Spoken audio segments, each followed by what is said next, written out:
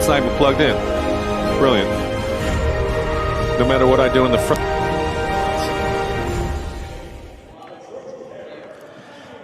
A very pleasant good afternoon and welcome to Gomart Ballpark from West Virginia's capital city. It's game 2 of our third day of the Mountain East Conference Baseball Championship.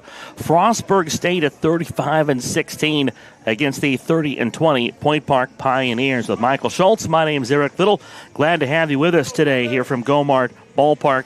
We've already had a fantastic game 1 today as a walk-off win for Charleston kept them alive in this tournament and sent Glenville State to a 7 p.m. matchup against the loser of this game. So that'll be a fun one at 7 between two teams that will be playing for the second time this evening. And Michael, tournament play, by day 3 you start to see that urgency set in. This is a game between two teams who've both won in this tournament, so not an elimination game, but they both certainly would like to stay in the winner's bracket. You're exactly right. In a tournament like this, double elimination, you get that loss, and, man, every game could be your last game, especially at the collegiate level when you have seniors. Right. So many seniors, experienced players, every game could be the last one. And we saw it the last game. I'm not sure we're going to top the last game for excitement between Charleston and Glenville State, but you know what? There's going to be a lot of excitement on this diamond. There's going to be a lot of pressure, and there's going to be a lot of urgency. We'll sure try to top it at least. Well, you're sitting behind the mic for the play-by-play, so any game you're involved in is automatically exciting. Well, I appreciate that, and I see why Jack Wither likes you so much. Flattery will get you everywhere, Mr. Schultz. Appreciate that. Top third of the order, Tanner Cunningham, Manny Hall, Jackson Shalick against Harold Boyce here in the first. Jake Holler, Drew Jordan, Ryan Boma, Zane Bone, Johnny Antonelli, and C.J. Carmichael to follow. Our first pitch is upstairs for ball 1 to Tanner Cunningham.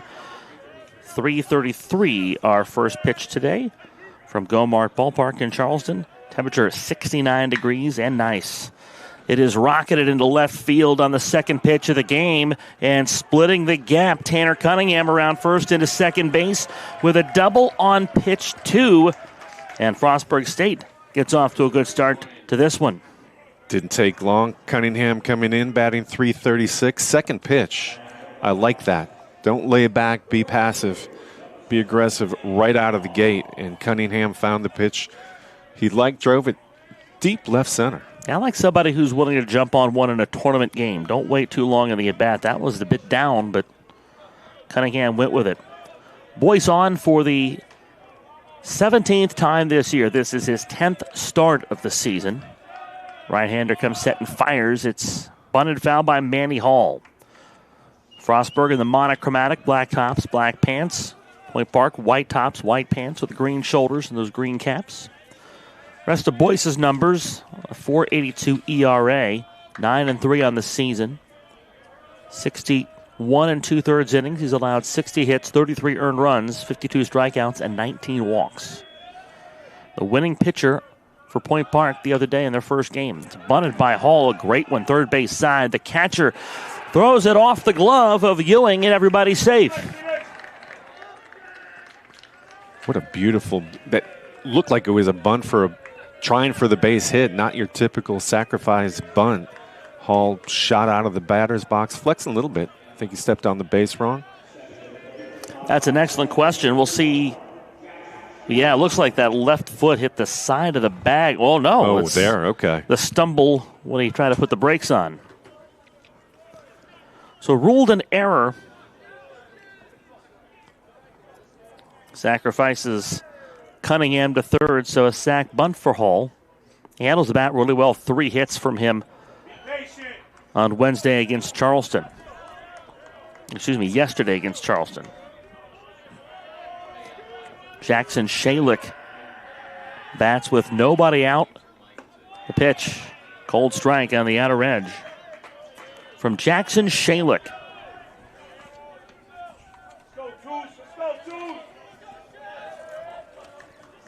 A 3-run homer in the 6th inning. An RBI single from him before that, so 4 runs off Shalick's bat. Frostburg State.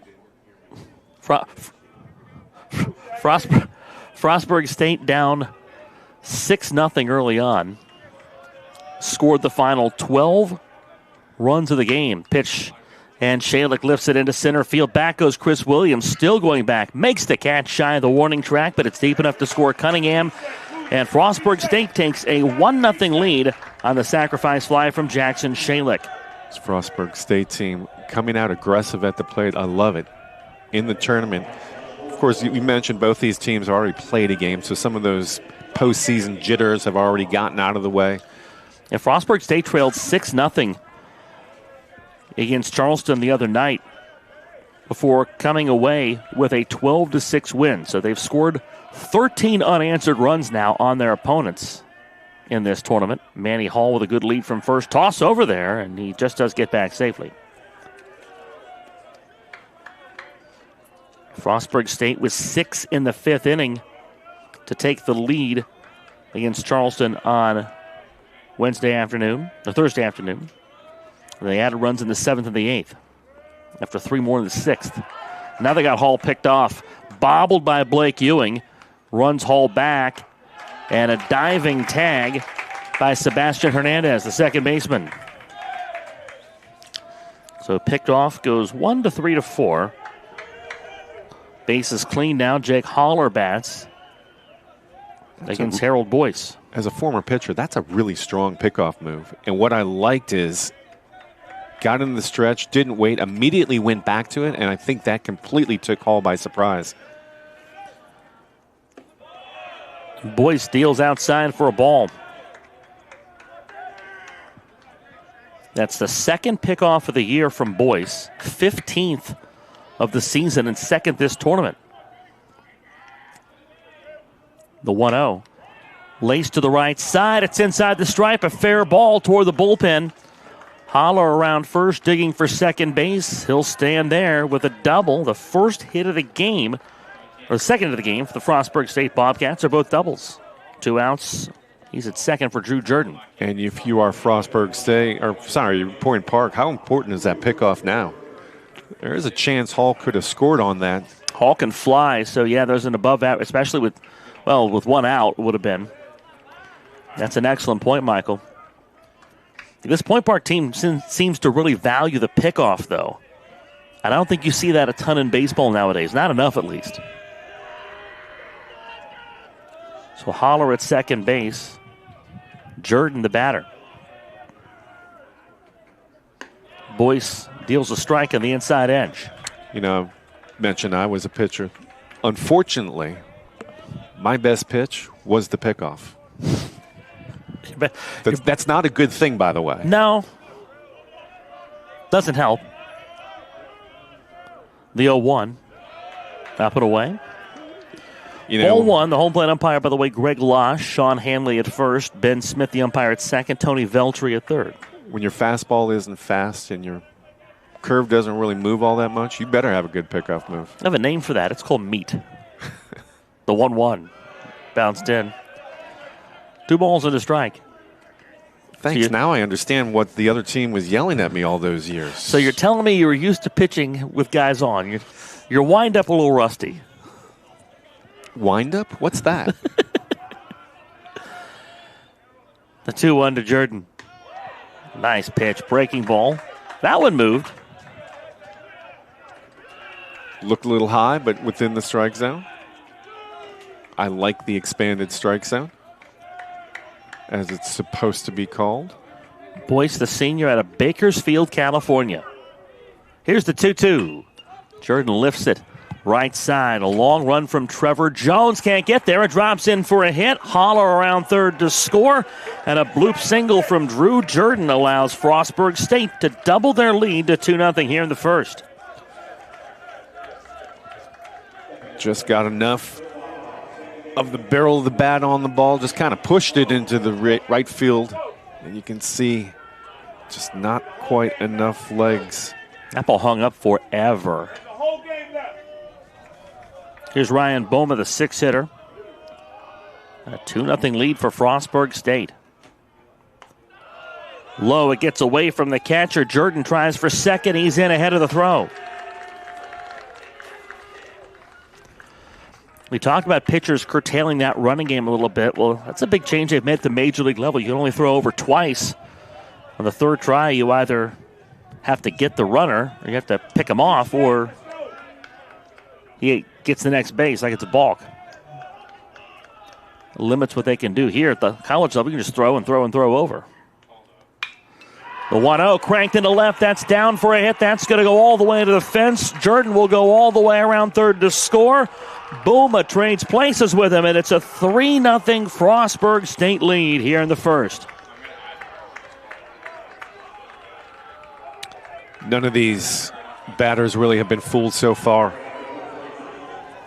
You can see that's just laced down the left field line. That breaking ball, hang him and bang him. And Booma banged it into left. Well, both of these teams have won in this tournament. We've mentioned this before, so maybe a bit of a longer leash for Harold Boyce. Again, you got to get through 9 innings in this game, and you want to make sure this doesn't get away from you. But, again, Boyce, one of your anchors of your staff. Yeah, and with the condensed schedule you have for this tournament, you always have to have at least half an eye on the next game. Yeah. Zane Bone to batter. He takes outside for ball. You know, conventional wisdom in baseball is you got to win this one first, but you're right, you do have to have that in the back of your head. If one guy doesn't have it today, maybe you unplug him and try him tomorrow. And we've already seen in this tournament comebacks. So you could have said, well, look, just blow the pitching staff, try to stay in this game. But you know what? No deficit so far has been too big to overcome in this tournament. Nobody knows that better than Frostburg State. Down 6-0 in their first game. They scored 12 unanswered. They've now scored 15 in a row without giving up a run in the tournament. Runner at second for Bone. Pickoff toss. He's safe.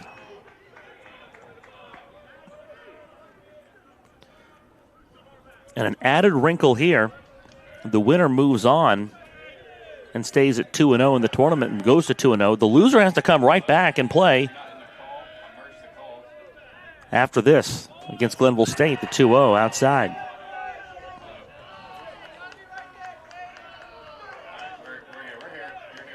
That feels like one of those ultimate 2 dogs, 1 bone situation. You want to go get dinner, win the game. Otherwise, you're going to turn around and play another game.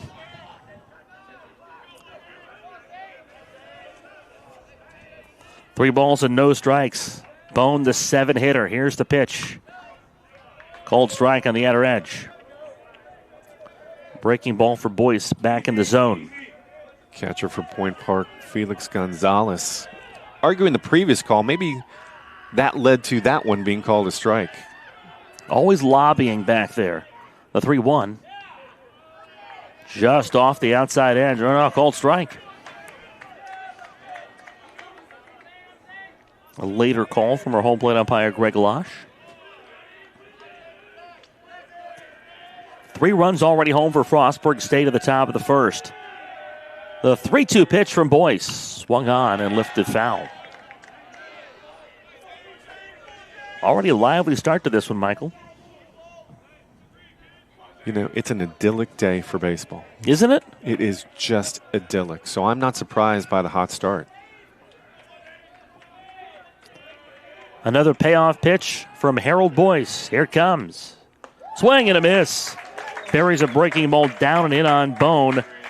And the strikeout ends the inning. But Frostburg State, 3 of their 4 hits in the inning for extra bases. They put up 3 runs and take a strong lead through half an inning. Here from Gomart Ballpark, it's the Mountain East Conference Baseball Championship presented by the Health Plan.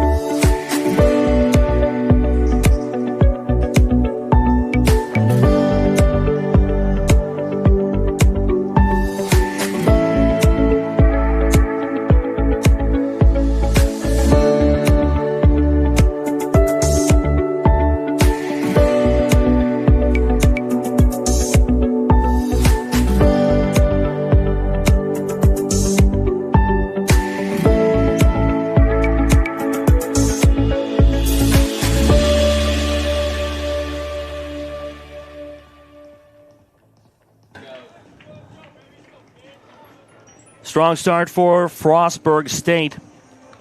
They rallied from a 6-0 deficit in their opener against Charleston to win 12-6 yesterday. And now against Point Park, they put up 3 big runs and hand a nice lead to their right-hander, Bryce Bauer. Bauer for Frostburg State will face Chris Williams, the center fielder, the left fielder Felix Rodriguez, and the designated hitter Olindo Pizzone. Bauer making his 11th appearance and 6th start of the year. He's 4-1 with a 2.60 ERA, 34 2/3 innings. 38 strikeouts to just 5 walks for Bauer, and that's a nice feather in his cap, Mr. Schultz. It is.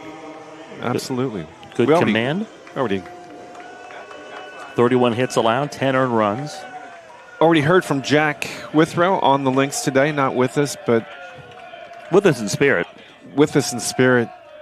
And he's commending my use of the word idyllic. But I had to come strong because you used monochromatic. You like that? Describing the Frostburg State uniforms. I thought, man, I've got to come strong today. 1 ball, no strikes. There's a look at that Point Park lineup. I'll address that after the 1-0. It's in there for a cold strike. So Williams, Rodriguez, Pizzone here in the top half of the first. We'll get the rest of it after the 1-1. Up and in, 2 balls and 1 strike.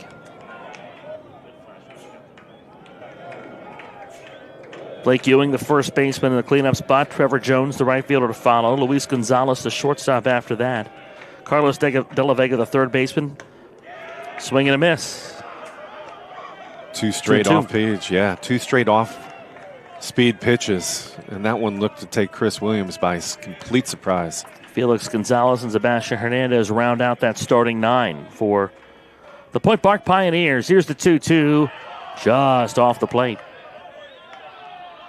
3 balls and 2 strikes. Jack's got updates on our word usage. He didn't provide any golf updates. Well, I'm not sure he can count that high this early in the day. Here's the 3-2. Swing and a miss. Williams down on strikes. The first out of the first inning. 88 per hour fastball. Williams just late on the trigger. And that's a good start on the mound for Point Park. I'm sorry, from Frostburg State. Felix Rodriguez stands in. Out of La Romana and the Dominican Republic. The lefty batter awaits. Pulls back a bunt attempt and takes a ball low. Frostburg State's got Jackson Shalick in left, Tanner Cunningham at center, Manny Hall in right, Drew Jordan at third, C.J. Carmichael at short, Ryan Boma at second, Zane Bone at first, Johnny Antonelli catches. And Rodriguez grounds one up the middle, diving play. Carmichael pop-up slide, the throw in time to retire Rodriguez for the second out of the inning. What a stretch by Bone at first base. Plenty of time. You can see this pop-up just like you described it, Eric, and then look at the stretch. Perfectly timed. Plenty of time. Great defensive play. From the second base side of the bag, Carmichael well execute a pop-up slide. Here's Olindo Pizzone. 2 outs. Pizzone backed off by the fastball. Got royalty in the box up here, Eric. The commissioner. The commish. The one and only. Reed Amos stopping by to say hello. The 1-0. Downstairs, 2 balls and no strikes. He's heard me already. He's like, oh, Michael Schultz is in the house today. I got to go say hi to Mr. Schultz. He's probably up here checking to see who let me in.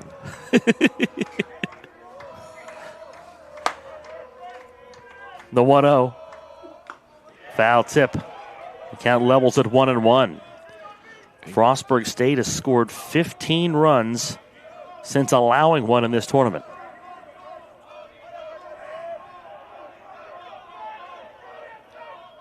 Here's the 2-1. Good adjustment for Pizzone on a curveball in, but it's gobbled up at third. Jordan across the diamond to complete the 1-2-3 first. So Frostburg State carries a 3-0 lead into the second inning from Gomart Ballpark in Charleston on MEC TV. What's what's possible when you have the freedom to explore things that inspire you. To be a part of a community that supports and challenges you. Where can you go to find the space and time to reach your goals? Who can you become when you're able to make connections in a place where you belong? Find out what's possible at Frostburg State University. It's about unlocking your potential and discovering your purpose. It's about community and how we can better serve others. It's about learning and doing. It's about the journey and the road getting there. It's about opportunities and the endless possibilities. It's about finding where you belong, and it is here at Concord University. It's about you, and it starts with you.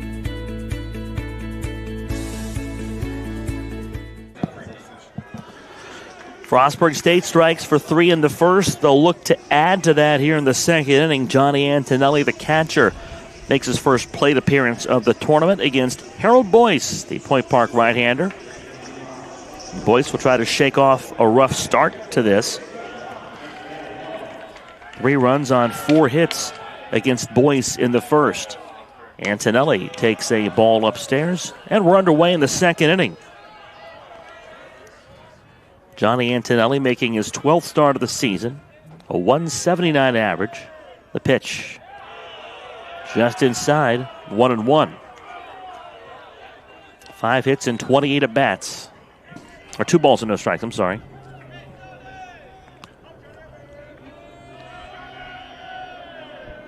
Here's the 2-0. In there for a cold strike. Best pitch to hit, 2-0. Antonelli decided he was looking the whole way. Swings and misses on the breaking ball, and now the count evens at 2-2. Why do you say that? What do you like about the 2-0? Don't want to go down 3-0, obviously, especially if you're down 3-0 already. You don't want to let the lead-on guy go on base. Here's the 2-2. Antonelli lifts it into center field, backing up. Chris Williams makes the grab. So I agree with that. That's a good idea. It's really a debate between the 2-0 and the 3-1. Because the 3-1, you don't want to walk him. But at the same time, sometimes with first base open, a walk's the better outcome. Yeah, but you're not there yet at 2-0. Right. You still have hope. Right. But it springs eternal. Right. Especially in baseball. So that's why I say the 2-0. But 3-1, I'll put that 2 on the list. Carmichael takes a curveball for a strike. We'll put up a poll on your TikTok account. Because I'm sure you've got one, right? I do not have a TikTok. Oh, you lie. The 0-1. Grounded to the right side. Gathered there by Blake Ewing. He steps on first. And Boyce, maybe no talk, but he's ticking along. 3 in a row retired since Ryan Booma's RBI double in the first, maybe settling down. Back to the top of the order, and Tanner Cunningham, 4 hits against Boyce the first time through the order. I don't dance well enough to do a TikTok. I feel like that's a lot of TikTok, but not all of it. Pitches a strike on the outer edge. Sometimes it's people offering advice, cooking tips. I figured you'd be like a male skincare product sort of guy. An influencer. TikTok. Yeah, an influencer. 1-1. I could be missing the boat here. I mean, this is a revelation. I could be just completely offline with what I'm doing with my life. Just missed on the breaking ball from Boyce. Well, the umpire said it just missed. There are those who beg to differ. The biggest disagreement, I think, would come from Harold Boyce. I don't think Boyce has been too pleased with the strike zone going back to that first inning. Here's the 2-1. That's down. It doesn't get Cunningham to chase. 3-1, just like 2-0, will be a good pitch, you'd think. A double for Cunningham in the first, and he scored the first run of the game. Here's the 3-1. That's low and outside for ball 4. First walk of the game issued by Harold Boyce. Here's Manny Hall. How frustrating is that when you're a pitcher and you feel you're getting squeezed? Yeah, I was about to say. I mean, he thought he had an out, and then it kind of got to him. You could tell. Next couple pitches weren't all that close. You brought up Gonzalez in the first inning trying to lobby for him, and I think that's probably an extension of Boyce's frustration, so tough to work through that. Here's Manny Hall. Had 3 hits yesterday against Charleston. It's outside for ball 1. Don't let his stature deceive you. There is some pop in that bat from Manny Hall. Check that, 4 hits, 3 singles. He belted a home run above the right center field fence. The 1-0 in the dirt. It gets away from the catcher. To second goes Tanner Cunningham on the wild pitch.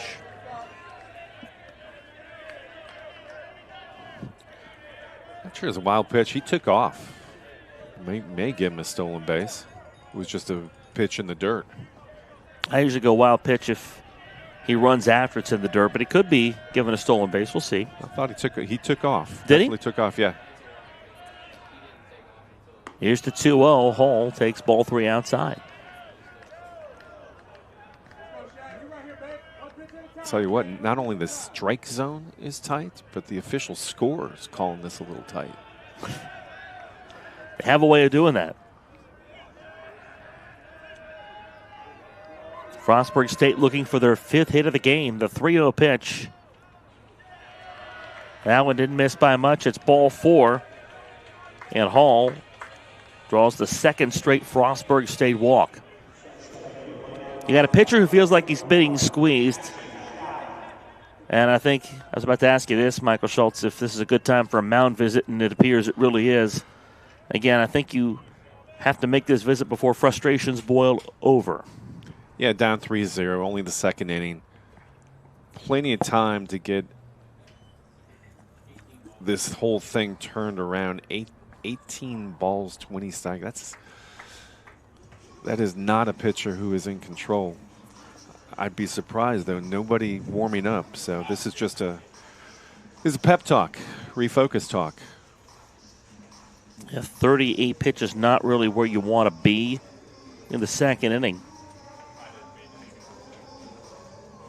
Not through 1 2/3.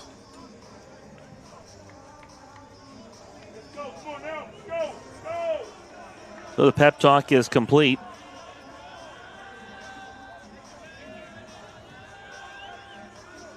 I imagine the pep talk was something around throw strikes.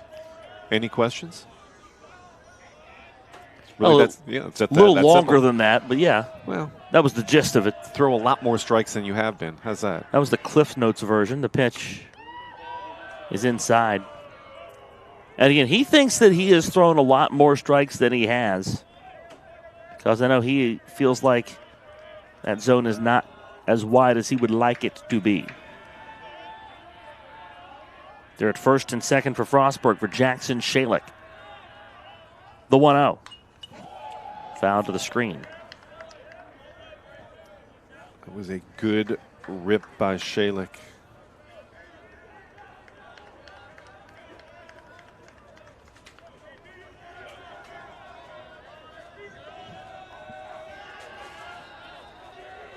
A sac fly for Shalick in the 1st. Takes a breaking ball low and outside. 2 balls and a strike.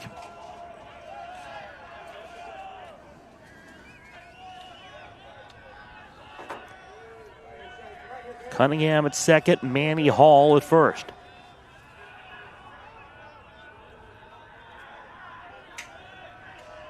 A leg kick and the 2-1, and that's hit in the air left field. Rodriguez back, looking into the sun, still going back. Rodriguez stumbled and the ball falls in. Cunningham scores. Hall around 3rd to score. Digging. Shalick, a head-first dive. He's safe at 3rd base, and it's a 5-0 lead for Frostburg State. Boy, Shalick got all of that just a little bit under the ball, though, which is why it landed on the warning track. And it looked like the left fielder had it. Had a beat on it, but just at the last moment, feet slipped out from under him. Ball fell just a few feet away from him. He stumbled on the warning track to Felix Rodriguez.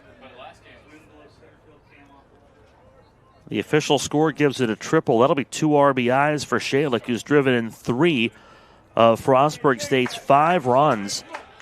And with 2 outs in the second inning, it is a 5-0 lead for Frostburg State. Jake Holler has doubled in this game and scored. Boyce fires. It's a dribbler to the first baseman. Ewing scoops, flips it to the pitcher covering the bag, and Boyce steps on first to end the inning. Frostburg State has 5 hits in this game, 4 of them for extra bases, and Jackson Shalik's 2-out triple to deep left center provides 2 more runs, and the Frostburg State lead swells to 5-0 after an inning and a half from Charleston.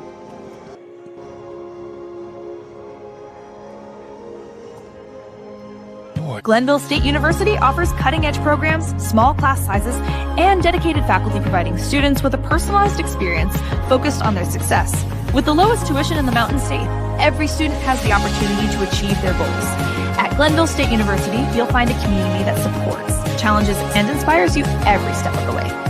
From hands-on learning in state-of-the-art facilities to internships that connect you with real-world opportunities, we prepare you for the challenges and triumphs of tomorrow. Pioneer your future at Glenville State University. Yeah, but he's getting there.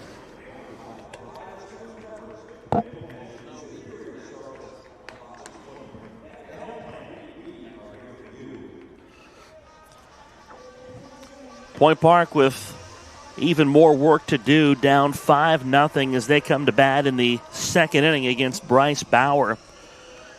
A pair of 2-out runs for Frostburg State allows the Bobcats to grow their lead.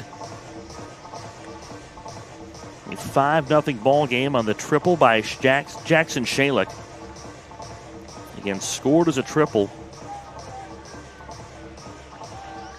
Felix Rodriguez went a long way for the ball, stumbled, and it dropped in, allowing 2 to score. Blake Ewing, the first baseman, leads off.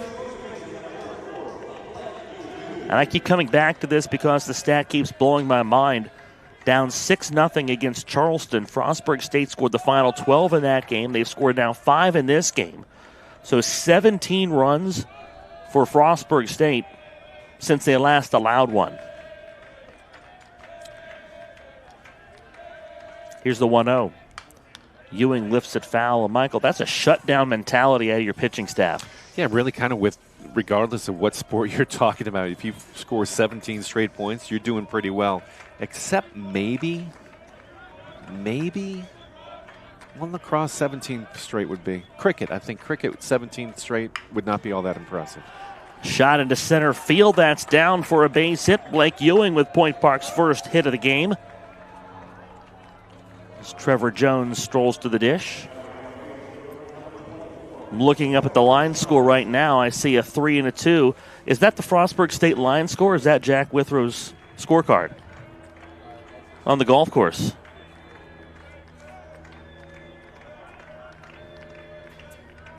Did you not know that Jack Withrow shoots par every round out? I was giving him the benefit of the doubt here. The problem is that he has to play the last 5 holes, but still, it's par every time. That's a ball outside to Trevor Jones. I have a friend of mine who played the Ocean course at Kiowa Island in Charleston. Was 1 under through 10 holes, the 1-0. Curve on the outside corner, a cold strike. And then I asked him, said, how'd you do in the final few holes? He changed the subject. It's always how it goes.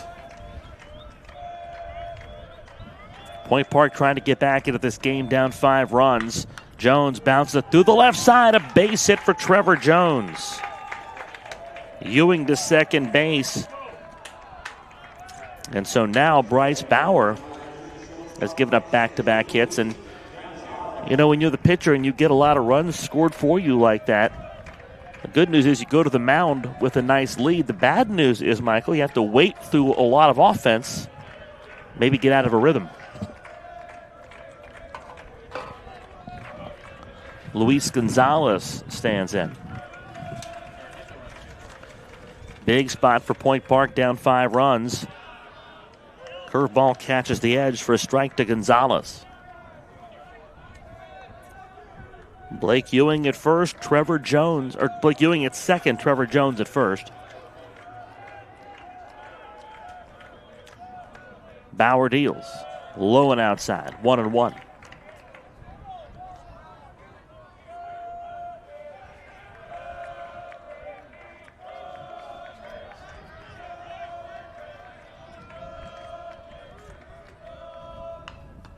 A dribbler on 1-1. The catcher Antonelli out from behind the dish. It acts as a sacrifice bunt. Runners move to second and third. Gonzalez is the first out of the inning.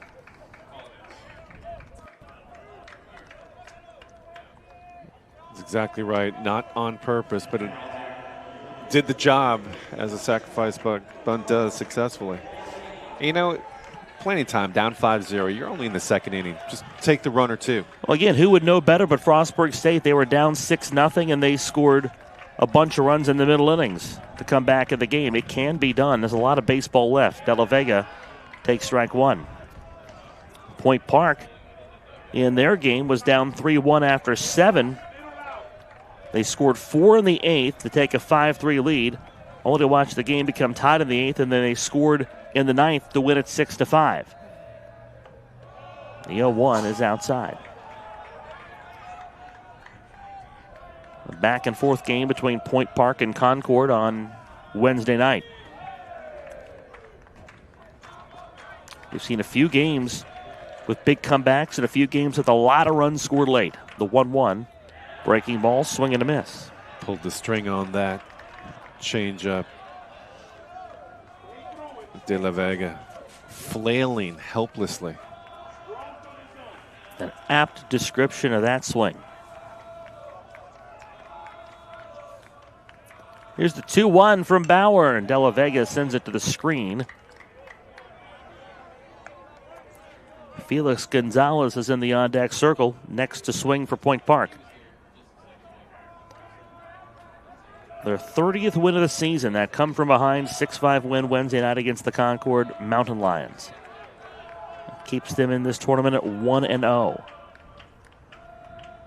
Swing and a miss from De La Vega. Second strikeout of the game from Bryce Bauer, second out of the inning. Now Felix Gonzalez gets a note from De La Vega on his way back to the dugout. Yeah, watch out for the low and away pitch. Yeah. De La Vega just really was fishing for that one.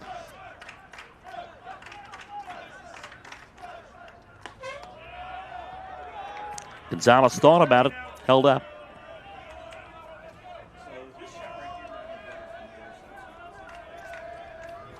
Another Chamber of Commerce day here in Charleston. A little warmer than it was yesterday. Slight breeze. The 1-0 in there for a strike.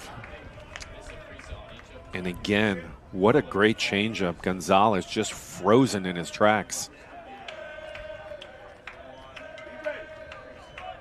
Anybody who can change speeds, no matter how you do it, that's a pretty valued thing in pitching. Ramps up the speed there, and Gonzalez down a ball and 2 strikes. Yeah, to go from 74 to 88, yeah, that looks a lot faster.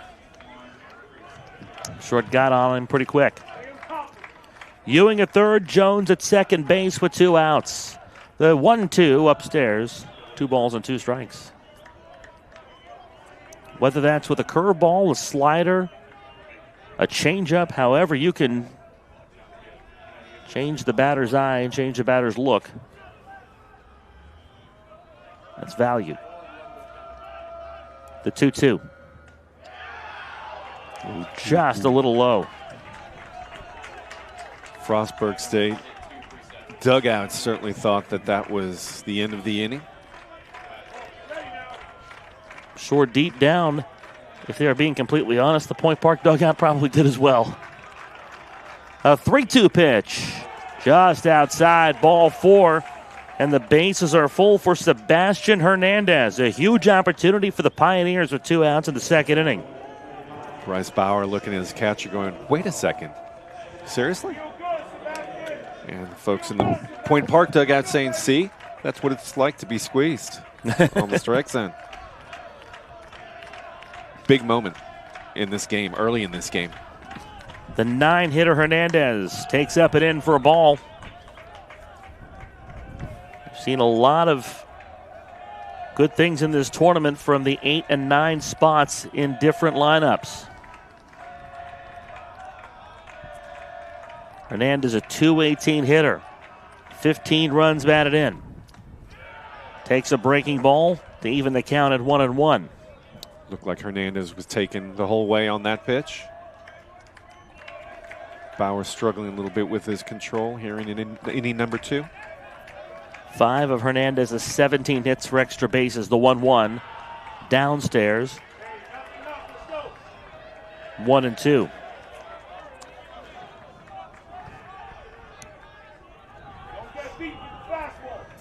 Pitch number 36 coming here for Bryce Bauer with the bases full, 2 outs. Bottom of the second inning. Point Park trying to get this to the top of the order. The 1-2 gets away from the catcher Antonelli. Here comes Ewing from third to score, and the Pioneers are on the board with a run here in the second inning on a wild pitch. What a break by Blake Ewing. I mean, as soon as that ball, he didn't even wait to see how far away it went. He broke and he beat the pitcher by a good 3 steps to the home. Just a great break. On his toes, ready to roll.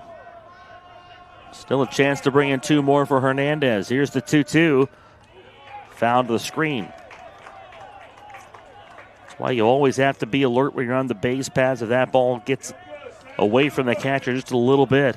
I don't know what Bauer is thinking about, but he was really late leaving the mound. And that's why he got beaten. I feel like that's just such a hard thing to hardwire into that pitcher's mind. The 2-2. Hernandez fights it off. We talked about this a little bit last night, though, the idea that that's probably not a play pitchers practice a lot. The art of covering home on the wild pitch is something you know you have to do, but do you ever remember practicing that when you pitched? Preseason. Never during the season. Really? Yeah. Not a lot, though. 2-2 check swing. Surprised they're not appealing the swing. It's ball 3 outside. I think Antonelli was so focused on getting the cold strike, forgot to see if Hernandez offered. For what it's worth, I didn't think he did. First base is open. 2 outs, a run home for Point Park in this second inning. Time is called from the third base umpire. That's a pitch clock violation from the third base umpire. Usually not the guy involved that makes that call. Tony Veltri from third base. He wants help. They're all going to come together and converge.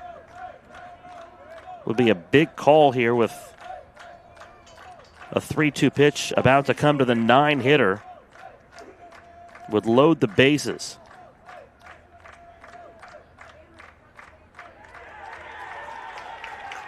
And they're going to say it's a pitch clock violation against the hitter Hernandez. It's a strike 3. And Frostburg State gets out of the inning. Wow. What a huge call and a big moment. So the bases left with 2 on, and they're still explaining this to Sebastian Hearn or to Chris Williams.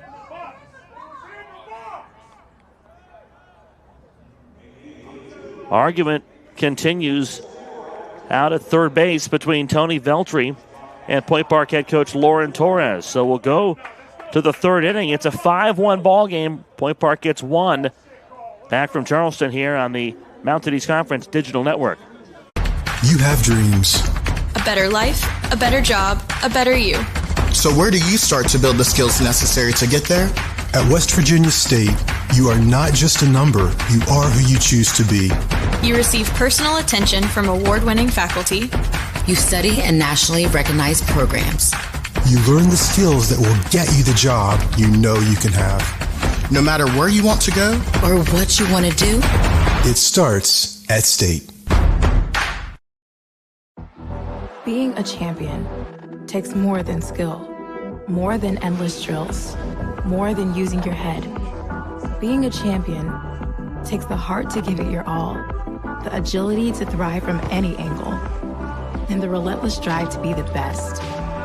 Welcome to Division 2, where the pursuit is yours to create, and the question isn't, can you do it? It's will you.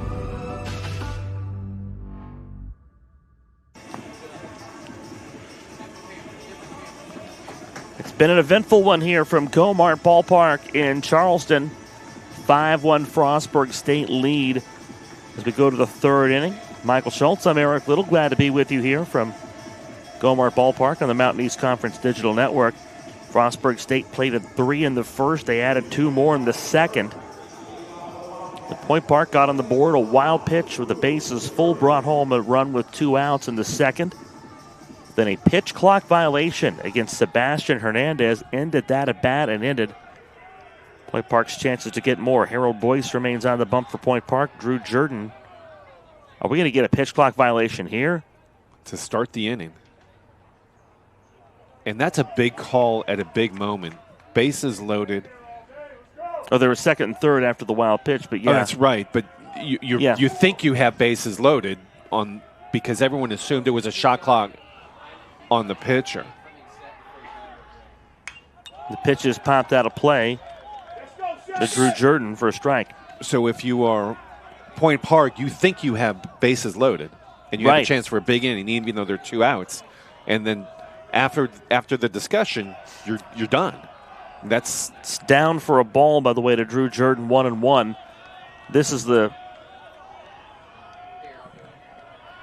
Here's the 1-1 pitch. And Jordan lifts this one in the air, left center field. Felix Rodriguez still going back. He reaches up and makes the catch. Rodriguez, who stumbled on a ball in the last inning, it was hit by Jackson Shalick, hangs on and makes that catch for the out. So 1 gone in the third. Here's Ryan Bouma. So we'll see if we can get that replay back up again here as we're trying to explain. Literally on back-to-back pitches, we had violations. I don't think this was a violation. I think they just warned him. The pitcher, Boyce, was set before the batter was ready. He couldn't be set before the batter's ready. Bowman takes a ball outside to get back to live action. The breaking ball misses high. 2 balls and no strikes. And who says there isn't a lot going on in baseball? There's a ton going on in baseball. It's too slow. It's all drawn out. Nothing pastoral about this game. The 2-0. Off the plate, 3-0.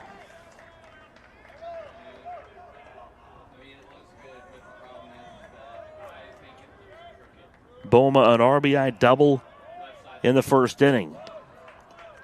Boyce pumps in a strike. And Boyce, who was already running pretty hot after the first couple innings, you imagine how hot he was running on the accusations he was quick pitching to start this one. Here's the 3-1. Popped out of play, right side. Well, you mentioned earlier about all the rule changes in Major League Baseball, all designed to speed up the game. Right. Which is ironic. To me, the ironic thing is the pitch comm issues. Here's the 2-2. Low for ball 4 to Ryan Boma. Third walk from Harold Boyce. 1 away here with runner on for Zane Bone. I feel like every time I watch a Major League game, at some point, there is an issue with the pitch comm. And so they got to switch out the pitch comm. That takes some time. The pitch to Bone is a cold strike. Given the amount spent on Major League players' contracts, you could think they could come up with the money to figure that technological issue out. I would think so. I'm just saying.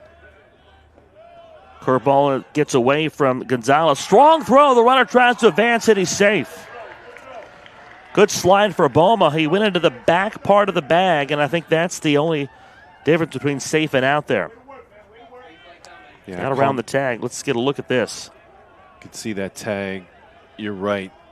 Went for the back. You see that tag up like around the knee part. Yeah. And that's generally going to be called safe. The 1-1. Cold strike to Bone.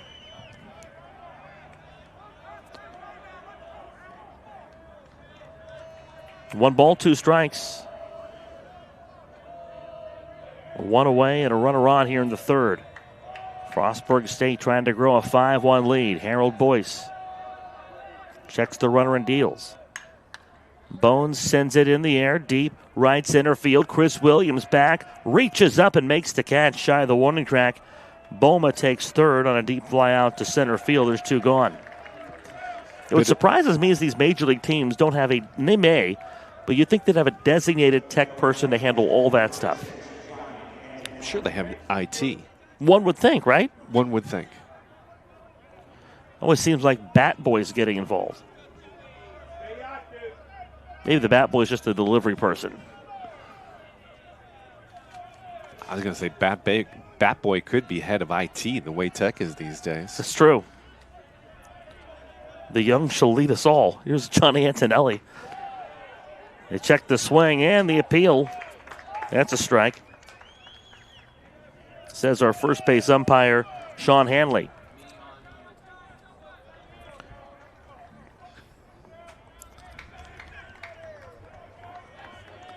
Antonelli flew out his last at bat. He lines it past the pitcher, gathered at second by Sebastian Hernandez to first to end the inning. So Frostburg State gets a runner to third. They leave him there. Harold Boyce back to the dugout. We're through 2.5 in the Mountain East Conference Baseball Championships, Day 3, Game 2. And Frostburg State has a 5-1 lead on MEC TV. You have dreams. A better life, a better job, a better you. So where do you start to build the skills necessary to get there? At West Virginia State, you are not just a number, you are who you choose to be. You receive personal attention from award-winning faculty. You study in nationally recognized programs. You learn the skills that will get you the job you know you can have. No matter where you want to go or what you want to do, it starts at State. Being a champion takes more than skill, more than endless drills, more than using your head. Being a champion takes the heart to give it your all, the agility to thrive from any angle, and the relentless drive to be the best. Welcome to Division 2, where the pursuit is yours to create, and the question isn't, can you do it? It's will you?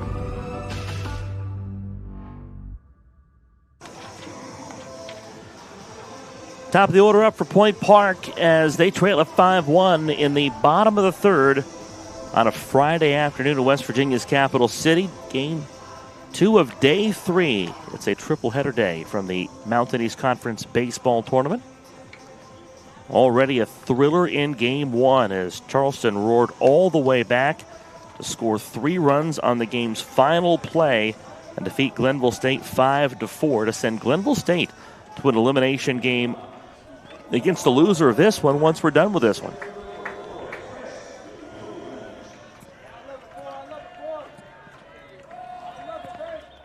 There's your new bracket. So Game 7 will be the next one.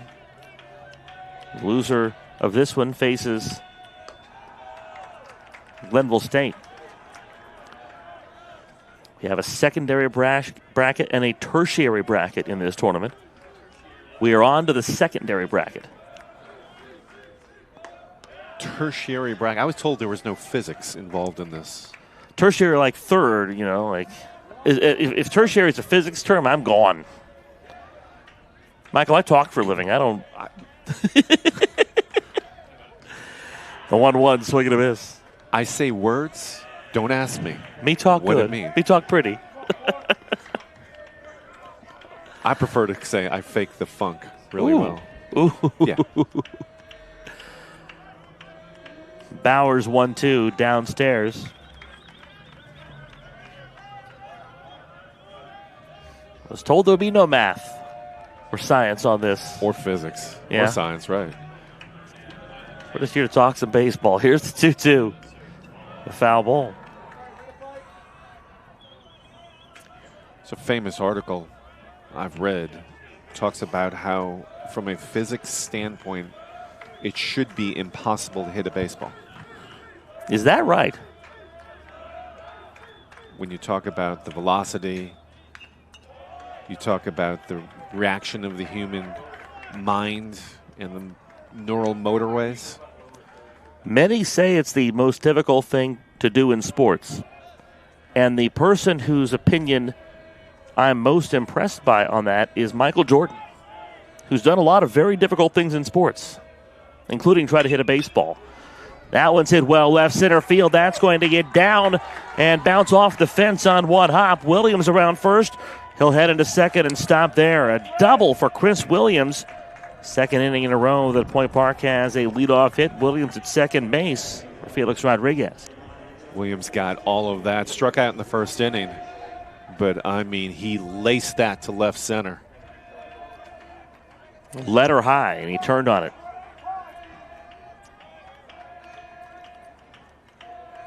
Yeah, Michael Jordan among the opinion that hitting a baseball, the hardest thing to do in sports. Well, to be fair, he proved that in his time at the Birmingham Barons. He did. Struggled mightily. I think another guy who might agree with that is Deion Sanders. Also true. I think he hit more baseballs than wide receivers, though. Fair.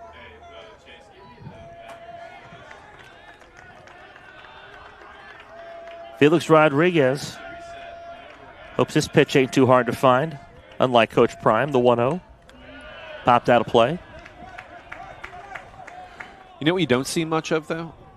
Two sport stars involving baseball who are pitchers. That's a very valid point. And I've got a name for you.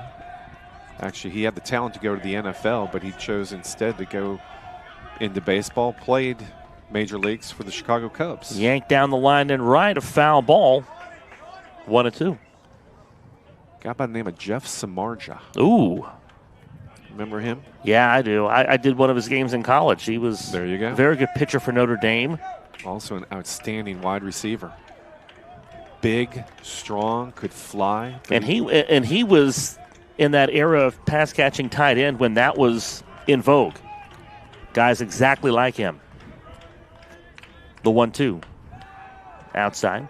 Little leaner than guys like George Kittle nowadays, but still he ran well.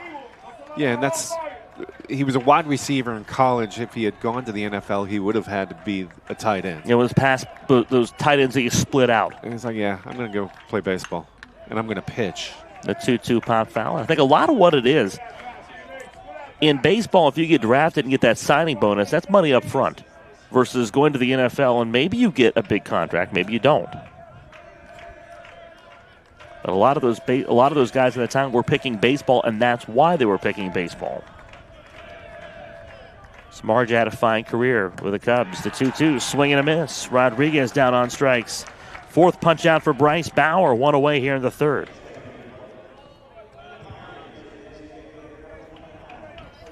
There's also the 800-pound gorilla in the corner of the room in that conversation, which is the fact you're getting hit by 800-pound guys in the NFL. That does not tend to happen in baseball. Physically, a little bit less taxing if you're playing baseball. It's a strong argument. Pizzone takes the ball in the dirt. They check this swing and say no. The name I thought you were going to throw out there, I thought, was Bill Bradley a two-sport athlete? I thought he might have pitched. For the Princeton Tigers. Of course, went on to a great NBA career. Not sure about that. The 1-0 runner goes on a delayed steal, and Williams swipes third unabated.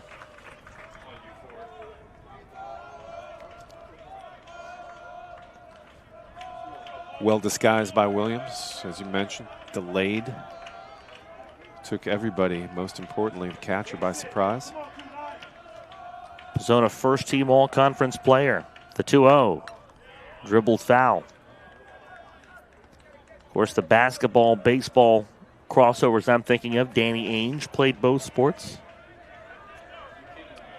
The Toronto Blue Jay and a Phoenix Sun, among other teams, I believe. Bauer steps off as a Frostburg State coach leaves the dugout to reposition the infield. They all come in with one out and a runner at third base. 5-1 Frostburg State out in front. You can tell they value that 4-run lead. The 2-1 to Pizzone. Called strike two. That's a nasty curveball.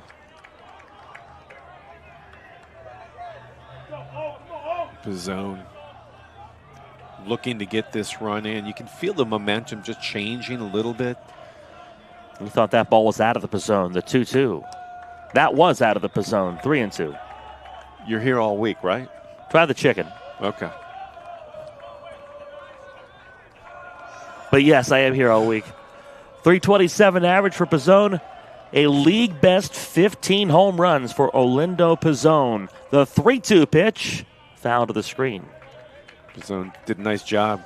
He was jammed badly on that pitch. Did a nice job just getting the bat on the ball a little bit.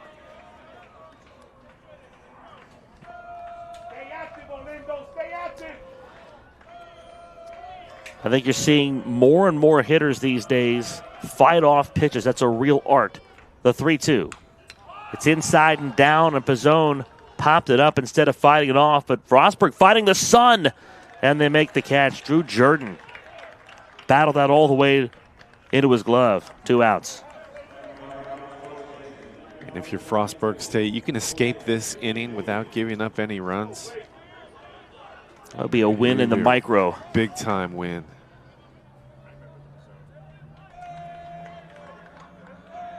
Three hits today for Point Park. Blake Ewing had the first. Came around to score on a wild pitch. Ended a string of 17 consecutive runs for Frostburg State unanswered. Strike call to Ewing. Ewing 1 for 1, the only run scored.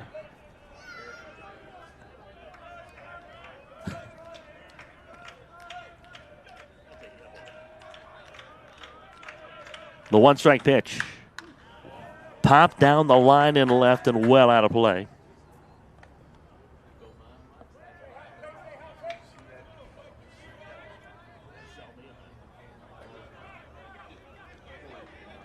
Williams at third. Point Park would love to take another bite out of this Frostburg State lead here in the third. The 2-strike pitch. Ground ball past the pitcher into center field for a base hit. And on an 0-2 pitch, Ewing shoots one into center to bring Williams home. It's a 5-2 ball game.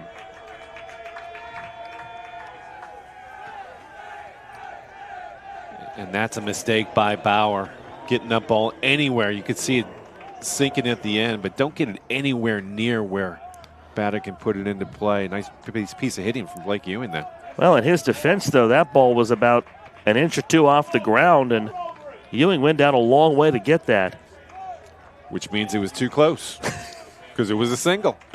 He needed to send that dugout to dugout. Breaking ball's outside, or inside for a ball. They checked the swing.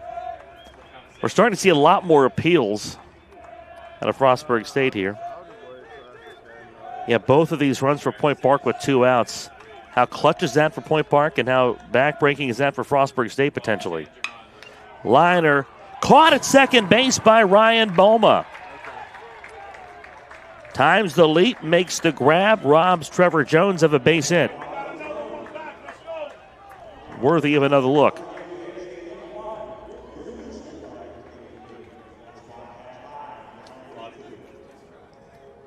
Here's the better look. Timed his leap perfectly. To the fourth, it's a 5-2 lead for Frostburg State on MEC TV.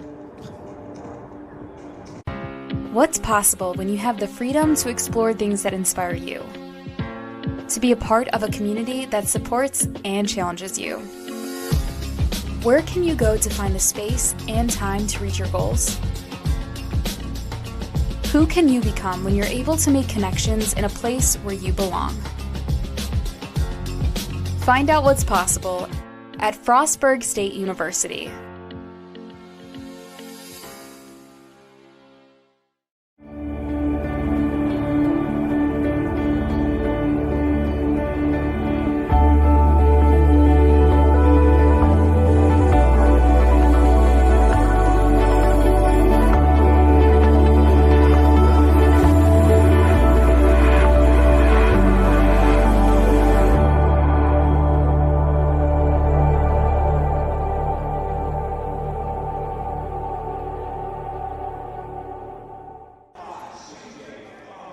Point Park gets another one back. It's a 3-run ball game as we go to the 4th inning.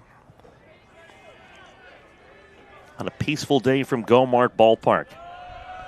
Curveball is a cold strike on the outer edge to the 9-hitter C.J. Carmichael. Peaceful weather-wise.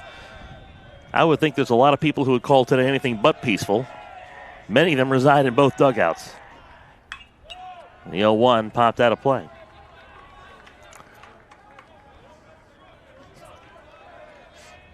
Yeah, I tell you what. You know who's not very peaceful right now? Who's Glenville State. Yeah. After that last game, heartbreaker loss to Charleston. Carmichael lifts this one to the right side. Into right field, Trevor Jones. Under it, 1 out. I don't see them here, and granted, between games, we don't have a ton of time. You know, you grab a bite if it's to be had, hit a restroom break, fill out the lineup card for the second game, but I saw them gather with family members, and then I think they've probably left the ballpark for 2 reasons. One, probably get some food somewhere. That's a certainty. But I think the bigger reason is to get their heads right. Tanner Cunningham takes strike 1.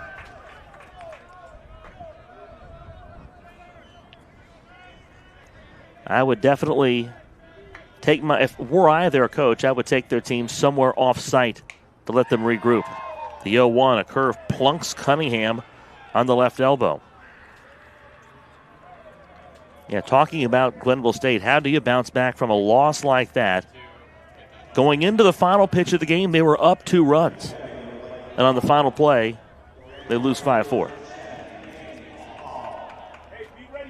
You know what? We mentioned this at the top. It's a great thing about baseball. The best way to get over that is just get out there and play again. And I think, too, if you've been at this for as long as you'd have to be at it to play in college baseball, you've dropped some weird, some disappointing, and some stunning games. That was a stunning finish. No doubt. No doubt. But you just need to get back out there. Yeah.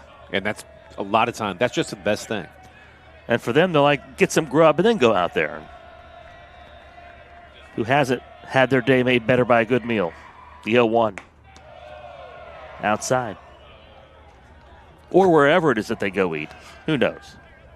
Well, I was thinking about the guy who choked on the chicken bone, but we won't bring him up about somebody whose day was not better because he got some grub. I said a good meal. Oh, okay. All right. Check swing. They appeal and say yes. Hole went 1-2. A home run last night capped a 4-hit night for Manny Hall.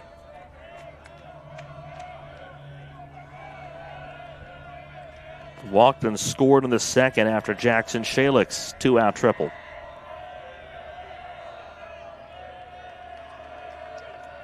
Here's the 1-2.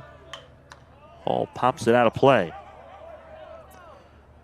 Reached on an error back in the first inning on a bunt. Beautiful bunt, if you remember. Got credit for the sacrifice. The throwing error put him on first. The aforementioned Jackson Shalick is on deck.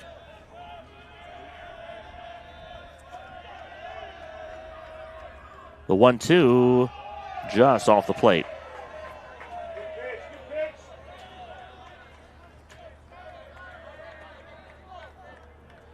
Four of Frostburg State's 5 runs have been scored with 2 outs. Both of Point Park's have crossed the dish with 2. Harold Boyce, the 2-2. Runner goes. And Gonzalez lost the handle on it. It's ball 3. Cunningham swipes second. Just making the transfer. You know, you think that's automatic. But when you have that kind of time pressure on you when you're catcher, it's tough. Stay ready.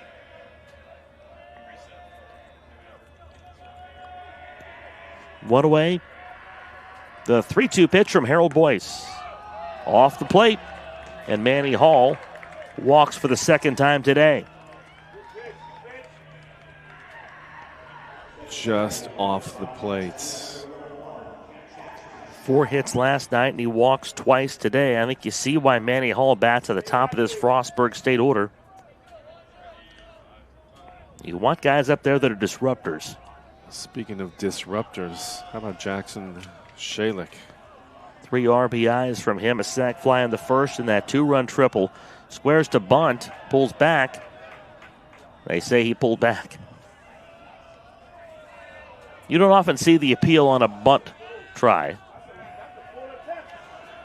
No, you don't, for good reason. Point Park thinks he did offer. They'll get that call. Toss to second, the runner's back. Boyce and Hernandez tried to work a timing play. Shalik with 4 RBIs yesterday in that comeback win over Charleston. 7 RBIs. And we're not even through 3 innings. I'm sorry, through 4 innings here in the second game. The 1-0. Levels the count at 1-1. Yeah, Shalik very, very comfortable apparently hitting in this ballpark. Glad to extend his stay in the capital city as long as possible. The winner of this one moves on to play tomorrow. The loser has to come right back and play that Glenville State team. The 1-1 popped up. Gonzalez finds it to the backstop. He's out of room.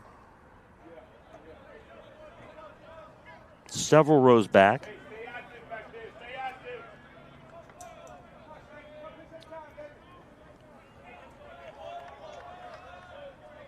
Need to go down and talk to that fan about the effort. I mean, he didn't even dive for that foul ball.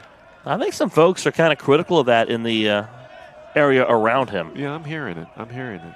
With good reason. The 1-1 to Shalik delayed. Yeah, you come to a ball game for settings that I have heard described as idyllic, pastoral. Apt, both of them. You don't expect to have to get involved, but you do. A dribbler for Shalik. Tough play for Hernandez at second. He's not going to make it in time. The disruptor, Jackson Shalik, reaches on an infield single to load the bases for Jake Holler. And in a state with many hills and hollers, Jake, if he finds one here, can really break this game wide open. And this is another encouragement visit from the manager, as there is still nobody warming up for Point Park. But in a 5-2 game in the 4th inning, it seems like already we've had a bunch of big moments, and this seems like another one.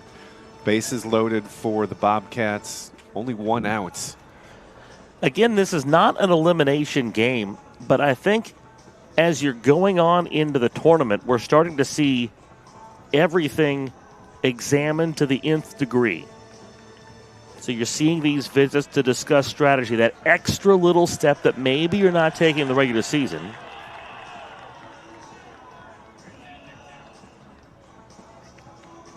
Lauren Torres heads back to the dugout for Point Park. Looks like there's a little bit of an equipment on Felix Gonzalez, the catcher.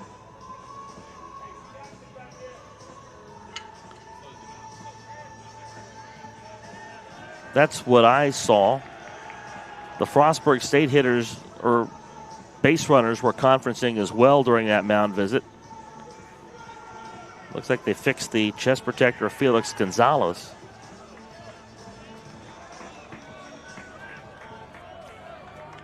Everybody else all situated. We're back to playing with 1 away here in the 4th inning. Jake Holler swings and pops it out of play to the right side.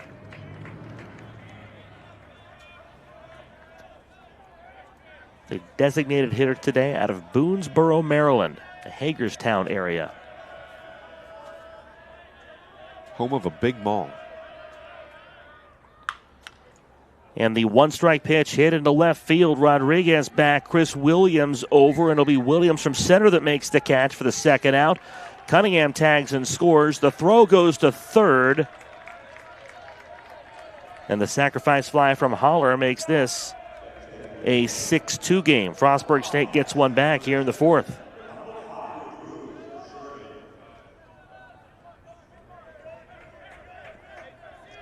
Drew Jordan stands in. Just got a little bit under it, did Holler. Plenty of, I'm going to say wood just because that's the accepted saying. Yeah, plenty of metal doesn't make sense. No. And it sounds kind of silly.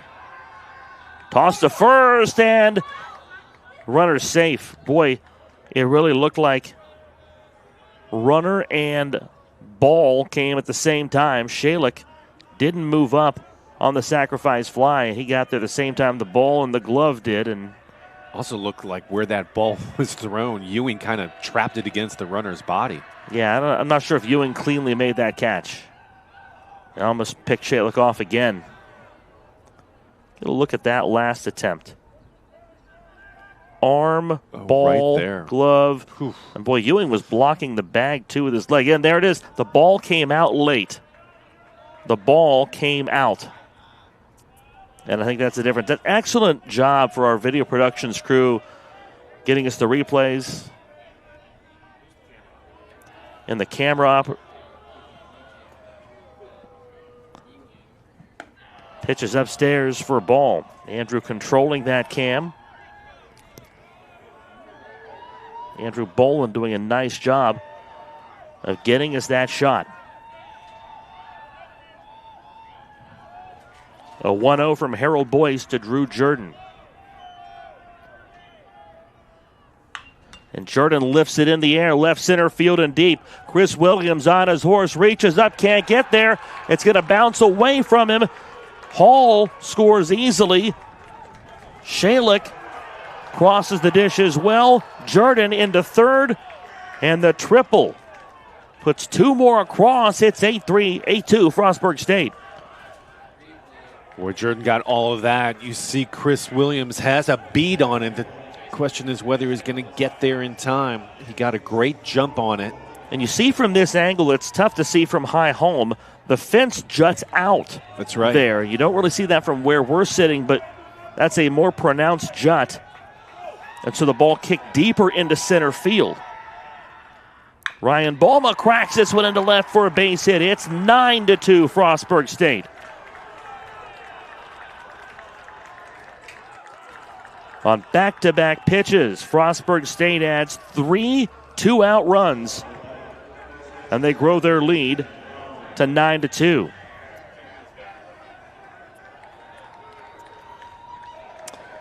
I hadn't even finished coloring in all the runs from the last one. That's 4 runs, 3 of them with 2 outs. Here's Zane Bone, the 8th man to bat this inning. Action quickly beginning in the Point Park bullpen. I was about to talk about that jut in the outfield. That's reminiscent of Miller Park in Milwaukee, the way they have those angled fences that have the little well in center field. And you could tell Williams actually kind of slid well before he had to. And obviously not used to this ballpark. You could tell kind of the hesitation, not sure exactly where he was, how close he was to the wall. Not saying he would have caught up to it because he was pretty close though. But again, from the high home angle, you're not really able to see that from where we're sitting. It's tough to see that, but from that replay, you got a good look at how deep or how that cuts out. You know who designed that feature in Miller Park, by the way? With the fences angled like that? The great Robin Yount. Did he really? That was his idea. He wanted to encourage more triples. It's a called strike. You know, I'm embarrassed that I didn't know that. I know you're a Wisconsin native. Yeah, born and raised in Milwaukee. I mean, I grew up watching Paul Molitor, Jimmy Gantner, Robin Yount, and Cecil Cooper. How's that for an infield? That's a good group right there. Swing and a miss. And then, of course, Storm and Gorman Thomas. Harvey's Wallbangers. Yep. It was Robin Yount that suggested that to Miller Park. Or for Miller Park. The 0-2 to Ryan Boma. Or to Zane Bone, Grounded back to the pitcher. Boyce gobbles it up, tossed to first. And Bone retired. Jordan doubles home 2. Boma singles home another. A sac fly before that brought home 1. And before you blinked, Frostburg State had put 4 on the board in the 4th inning. We go to the bottom half. It's 9-2 Bobcats from Charleston on the Mountain East Conference Digital Network. David.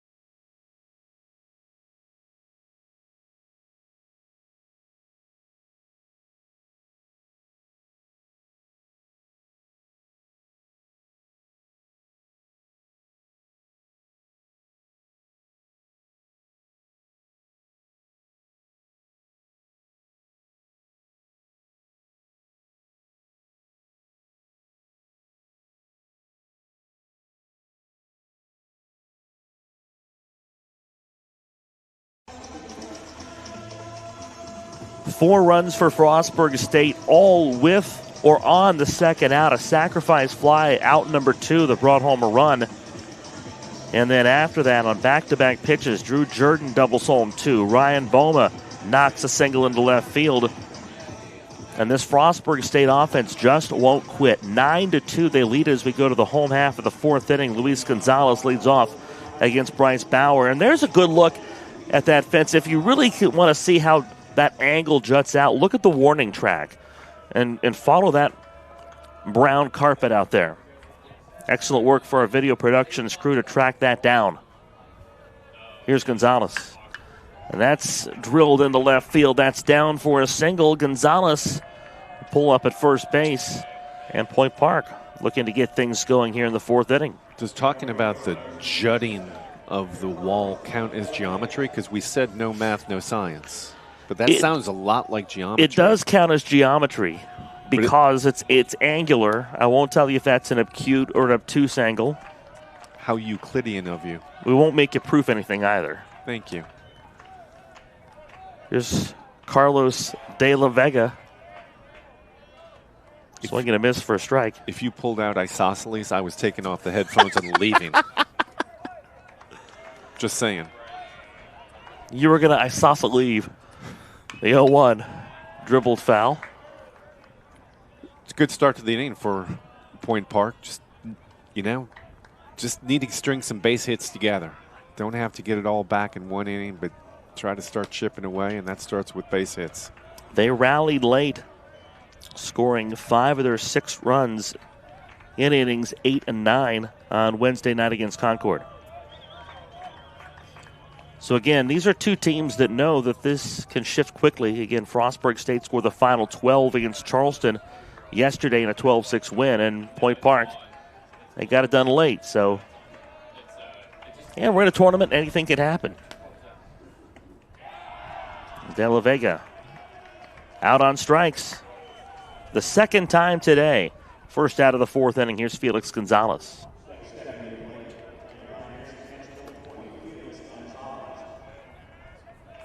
Bauer now over 70 pitches. That was his 71st. Boyce has 82 through 4. There is work in the Point Park bullpen. The cold strike on the outer edge to Gonzalez.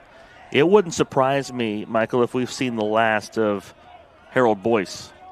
Been a tough outing for him. 9 runs on 8 hits. Yeah, 82 pitches through 4 innings. That's a lot. Gonzalez leads at first, the 0-1. Pop foul. And at 9-2, you got to feel like, you got to feel like this one is maybe done. You don't want to officially say that. You don't want to tell your team that, but at this point, you're thinking about the next game a little bit. It's definitely time to unplug a guy who has surrendered 9 runs, I think. 82 pitches. Whew, it's just a lot of pitches. The 0-2 skied to left. A long run for Jackson Shalick. He squeezes it, 2 gone. Saw 139 pitches last night out of Caden Varela Payne of Concord. He struck out 16.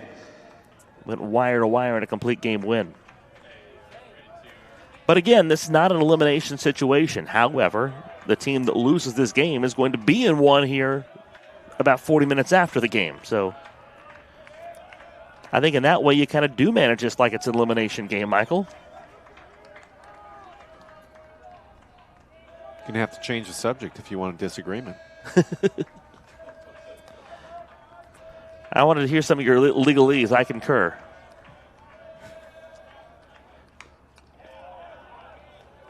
Hernandez with a 1-1 count. I'll race Ipsy you.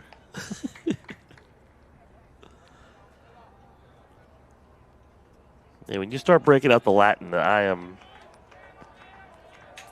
feel like it's a Yogi Berra thing to say Latin. It's like Greek to me. 110% of the time.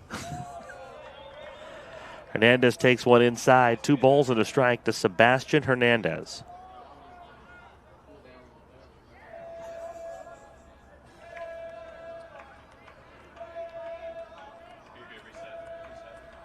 Bauer ready, the 2-1.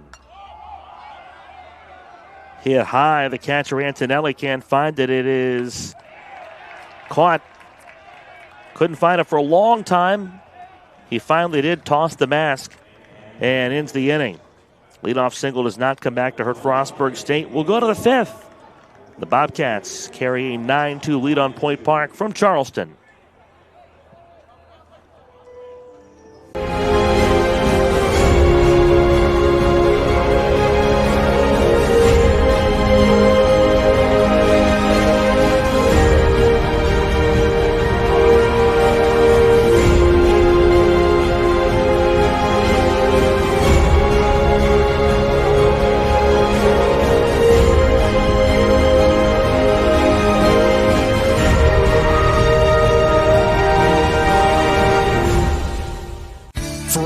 Decades, the health plan has been rooted in your community and the state of West Virginia. A steady part of your family and your business. We're here for you with health services designed to manage and improve your well-being. The health plan is powered by a team of dedicated healthcare professionals and trusted local partners. Because your health deserves more than just coverage. It deserves commitment. The health plan. Here for you.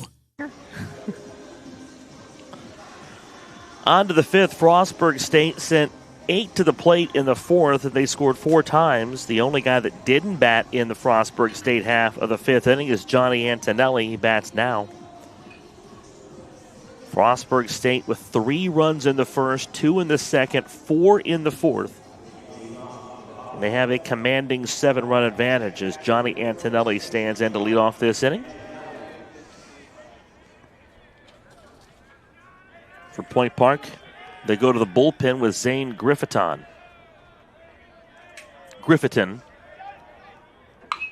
Antonelli greets him by lifting this one deep to left field. Rodriguez backpedals, makes the catch.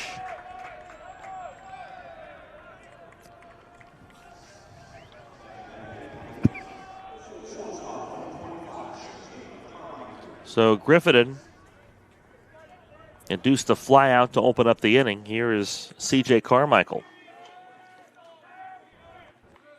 Griffithon on for the 19th time, an ERA of 4.20. It's outside.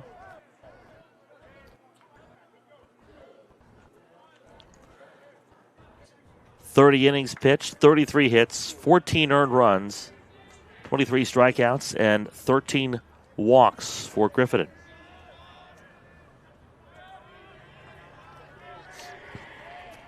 Carmichael ready, swing and a miss. After trying the corner and missing on the first one, he gets the swinging strike.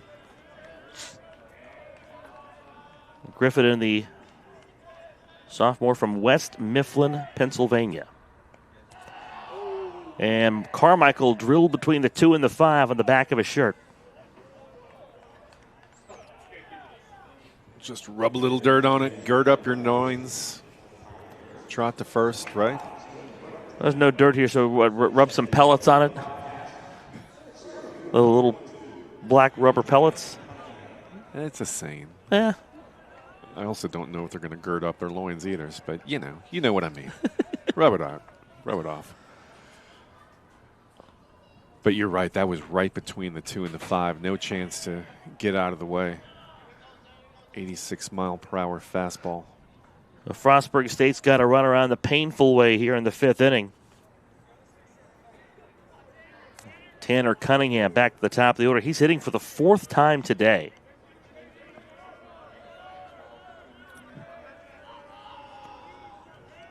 And Griffithon ready to pitch. Outside for a ball.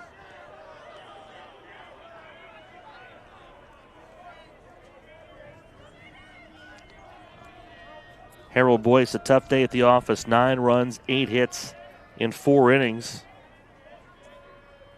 Griffithon on the relief of him. The bunt dies inside the stripe. A good play from Gonzalez to come out of the dish and fire a strike to first. The sacrifice from Cunningham moves Carmichael over to second base. There are 2 outs for Manny Hall. Yeah, Gonzalez out of his crouch quickly to run down that bunt. Cunningham didn't get that very far away from the base, however, or the home base. You can see kind of died after the first bounce. We have seen some excellent bunts in this tournament. It's a bit of a lost art, but not in the Mountain East Conference. There's some good bunting clubs here. Manny Hall stands in. It's a big swing on that for strike one. Hall, I thought, laid down a nice sacrifice bunt in the first inning. Yeah. Got on the air. Another fine example of that principle.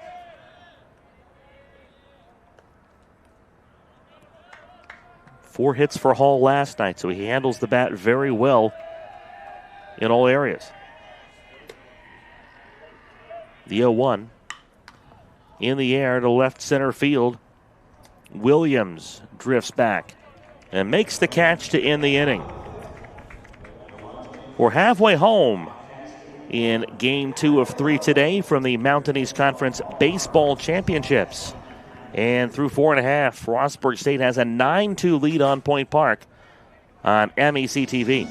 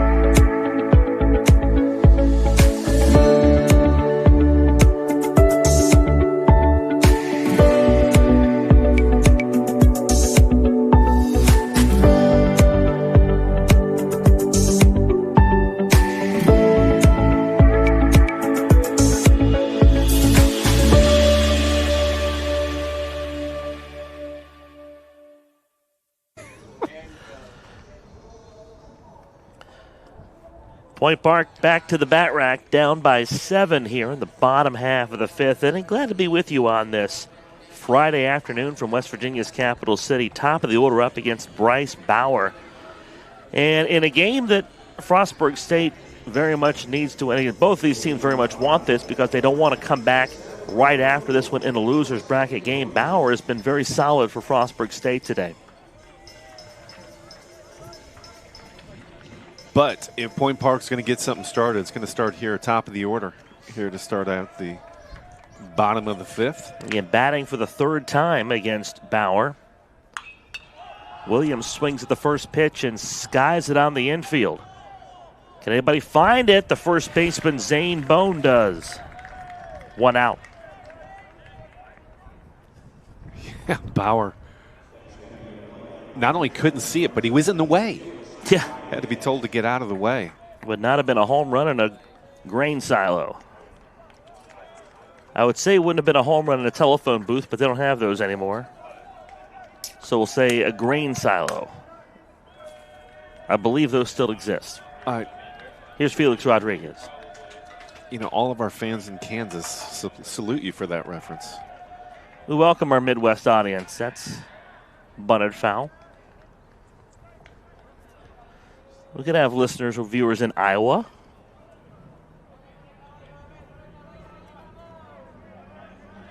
Nebraska. You never know. The 1-strike pitch to Rodriguez. 0-2. Now, see, if you were on TikTok, you could actually test that hypothesis. Hit a fly ball in a grain silo. See if it actually cleared the circumference. Hashtag content. It's outside. I feel like that would have been a story for Sports Science if that still exists. Do you remember Sports Science? Do you remember Sports Science?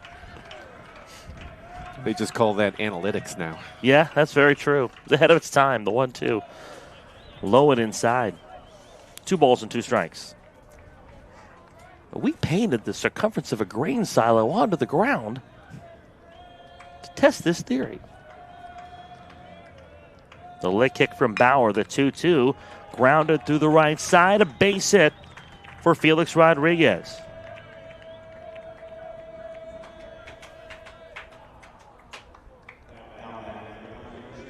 Saw this last inning from Point Park, got the leading Runner on board, could do nothing with it, though. 6th hit of the game for Point Park. So they've not been without opportunities. Lindo Pizzone 0 for 2. Down a strike.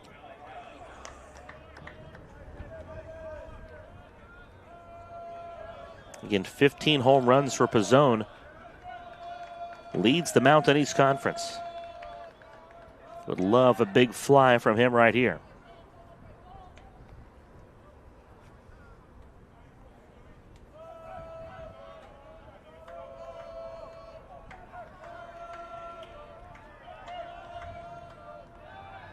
Toss to first, and Rodriguez darts back to the bag. Kind of wonder, up 9-2, why you're even worried about the runner on first. Yeah, I would think the concern would be to pump strikes into the zone, and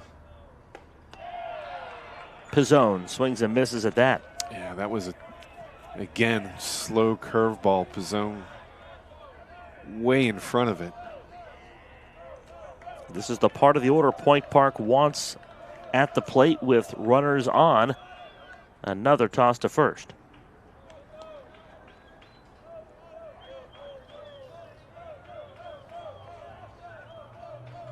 For whatever reason, Rodriguez is itching at Bauer's brain. And he continues to do so.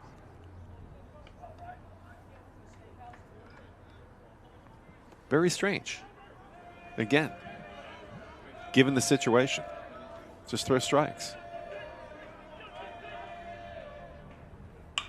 Pizzone lifts it to the shortstop, caught there by Carmichael.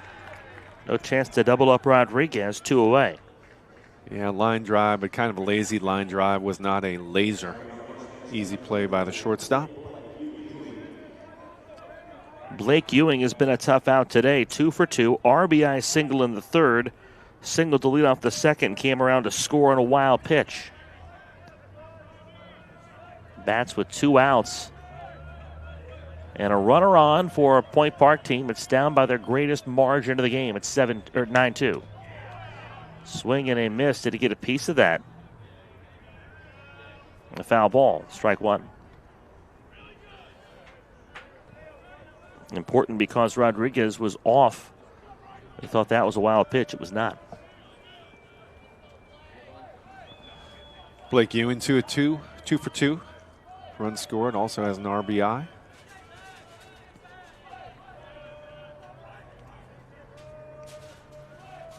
Ewing awaits the offering. It's high for ball 1. His 14 homers, second most on the team. Doubled 8 times and driven in 35 runs. The Point Park batting order, 56 home runs on the season. This is bounced past the pitcher. Backhand stop at second. No play for Ryan Boma, and an infield single for Blake Ewing. Third hit of the day for the Point Park first baseman.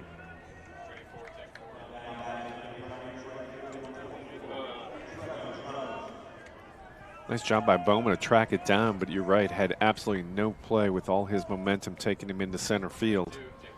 His best chance was at second base. He looked at that one, but Rodriguez was already there. First mound visit by manager Anthony Williams of Frostburg State. Bauer up to 90 pitches through 4 2/3. I think they'd really like to get him through 5 innings. Like to get him through 5 innings, giving up no more runs. That's firmly in control of the game. Don't open the door at all. It's an important part of that. Though they lead this game 9-2, we've seen all the momentum shifts in this tournament. You'd like to get him through 5 here, because if Point Park comes back, and they have the capability to do it, even down 7 runs with all the time that's left in this game. But if they come back, you don't want to cook your bullpen any more than you have to. The loser of this one comes back to play Glenville State at 7 today. That nightcap is going to be something. Elimination for one of those teams. That's your prediction for the nightcap? Ball inside to Jones. You're saying the nightcap's going to be a home run derby? Or we should decide it via home run derby? That is lifted in the air. Left field. Jackson Shalick back. Tracking that. It's off the scoreboard. A home run for Trevor Jones. A 3-run bomb with 2 outs in the 5th inning. And Point Park is back to within 4. Trevor Jones knocks one off the video board to make this a 9-5 ball game. Somebody say home run derby? Trevor Jones, I mean, absolutely got all of that. Couldn't tell if it hit the scoreboard or bounced into it, but well beyond the wall in left center. 6th bomb of the year for Jones. Ironically, I was talking about the home run prowess of Pizzone and Ewing before, and it's Jones that hits the home run. Gonzalez takes up and in. Apparently took offense, Mr. Jones, to what you were saying. Here's the pitch. I mean, look at this. Just absolutely got the barrel of the bat out there.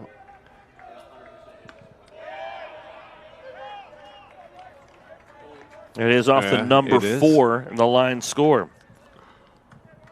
Gonzalez takes a strike. It's 1-1. He singled his last at bat and takes a ball in the dirt.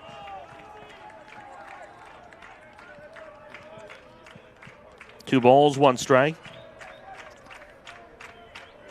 Might be getting a bill from the Charleston Dirty Birds if there's a light bulb out on that scoreboard. I think right now Mr. Jones would happily pay that bill. Cut and a miss from Gonzalez. We're even at 2-2. I would agree with that.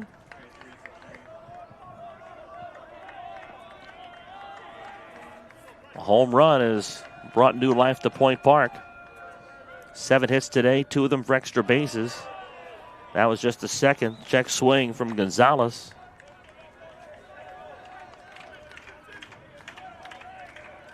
A no-doubter off the scoreboard beyond the left center field fence from Trevor Jones. 9-5. Popped out of play. Worse, that home run given up right after the mound visit. Yeah. The subtext or whatever was said, don't give up a home run, right? Oh, well. Sometimes the unspoken part should be spoken. The 3-2. Lifted into right field. Manny Hall under it makes the catch to end the inning. 3 hits in the frame, and the biggest, a Trevor Jones 3-run home run off the video board in left center field. And Point Park with new life. We go into the 6th inning. It's a 9-5 lead for Frostburg State on MEC TV. What's possible when you have the freedom to explore things that inspire you? To be a part of a community that supports and challenges you. Where can you go to find the space and time to reach your goals? Who can you become when you're able to make connections in a place where you belong? Find out what's possible at Frostburg State University. It's about unlocking your potential and discovering your purpose. It's about community and how we can better serve others. It's about learning and doing. It's about the journey and the road getting there. It's about opportunities and the endless possibilities. It's about finding where you belong, and it is here at Concord University. It's about you, and it starts with you.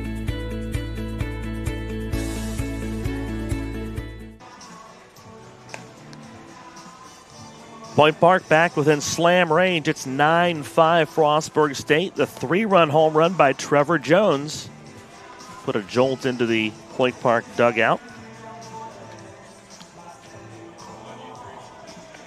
Jackson Shalick, the left fielder, leads off for Frostburg State. Zane Griffin in his 2nd inning of work.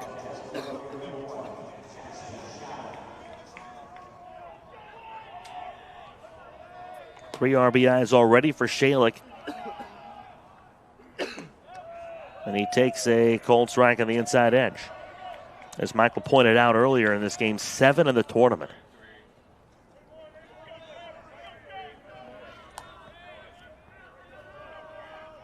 One strike pitch. Outside.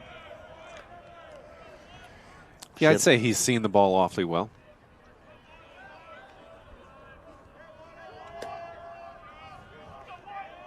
The 1-1. Popped out of play, 1-2. I don't know where Frostburg State is staying, but all Shalik has to do is give the name of that hotel, and I'm sure it'll fill up. People that want to get some of that luck. You're staying in Charleston, you really want to enjoy your time, here you go. 7 RBIs for Shalik, not even 2 full games, the 1-2. Lifted to short on a line, caught by Luis Gonzalez. What a way. And it was not like he got fooled by that pitch. Line drive, not a rocket, but still. Hit on the screws. Yeah.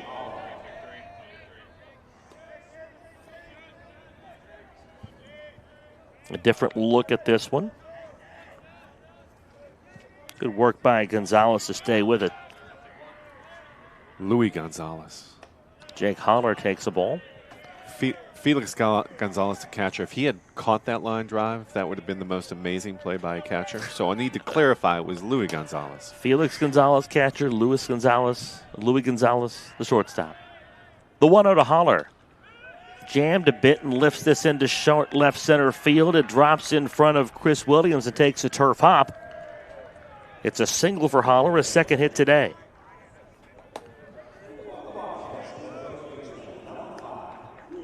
Looked to me like Williams might have had a play on that. Decided to pull up. And then had to leap high after the bounce off the artificial grass, I should say. See, you saw him just kind of pull up there. The longer this game carries on into the afternoon, the lower that sun sinks behind the press box here in center field, the Sun Field here at Gomart Ballpark. Taken for a ball by Drew Jordan. Yeah, we've seen a few instances, high balls, kind of the fielders fighting the sun a little bit. And I was going to ask you, when you played, did you yell out anything to the opposing team when there was a fly ball? As a hitter? No. Not as a hitter, but if you're in the dugout. That's off the glove of Griffith and into center field. And Jordan singles, back-to-back singles with 1 out, brings Ryan Bowman to the dish. No, I usually didn't yell stuff at the opposing team. Did you? So you see this Griffithon. Yeah, it sounded like it got his glove and kind of deflected a little bit off the tip of the glove. But what he should have done and what happened in Major League Baseball a couple weeks ago, did you see that ball hit back to the pitcher that got caught in the uniform? I did see that. Went right into the shirt. Gets away from the catcher Gonzalez. The runners move up. Holler to third, Jordan to second base. That was Felix Gonzalez. Had that been Louis, that would have been a great play for a shortstop. It would have. You're right. The wild pitch moves him to second and third. Those look like pullover tops with a 2-button Henley. I don't think those can get caught in those. That's the only downside of that plan. The downside is laundry. Infield up. Not wanting to surrender any more runs after getting 3 back in the 5th. It's ball too high. But no, I didn't yell anything to the opposing. Did you yell at stuff? I did, because when you were on the bench as much as I was, I mean, you had to come up with ways to entertain yourself. So the 2-0. Boma liner through the left side, a base hit that brings home Holler. Jordan coming behind him, the throw. It's on the way to the plate, and it is safe at home. The ball got away from Gonzalez. It popped straight in the air, and that allowed Jordan to reach around and smack home plate. It's 11-5 Frostburg State on a 2-run single by Ryan Boma. Felix Gonzalez had the ball in plenty of time, applied the tag, but as they kind of spun around through the tag, the ball came loose. And this was just a rocket to left field. And you can see right here, ball's there in plenty of time. A really good throw. Applies it, but as he comes and he spins through, you see the ball pop out right there. And called safe. Gonzalez a bit shaken up. They're checking on him. It looked like they were paying attention to the glove hand. Zane Bone, the hitter. Bohm at third base. 3 hits today. He's driven in 4 runs. They let Gonzalez take a couple practice tosses. Make sure he's okay. And again, crucial for Frostburg State to punch back after Point Park had cut into their lead. It's now back to a 6-run lead at 11-5. Anytime it seems this afternoon Point Park gets a little bit of momentum, Frostburg State tallies one in their half of the inning. They have been relentless. They've won 7 in a row. They're 35-16, the 7th win in a row against Charleston yesterday. They've won 8 of the last 9. A cold strike, delayed steal throw, high, and Bulma is safe at second base. Bit of an awkward slide. Bulma, I think, caught his arm underneath his body. So my go-to phrase was always sun, moon, act of God. Like that? Which is just unusual enough that you hope it distracts the fielder a little bit. Like act of God, what? The 0-2 popped up into right field and carrying. Trevor Jones is back, and Jones makes the catch on the warning track. 2 outs as Booma tags and heads to third. Bones sent it a long way, just got a little under it. Could only get it to the warning track. Well, I spent a lot of time on the bench in high school as well, but I entertained myself by commenting on the game in my head. And you see where that got me.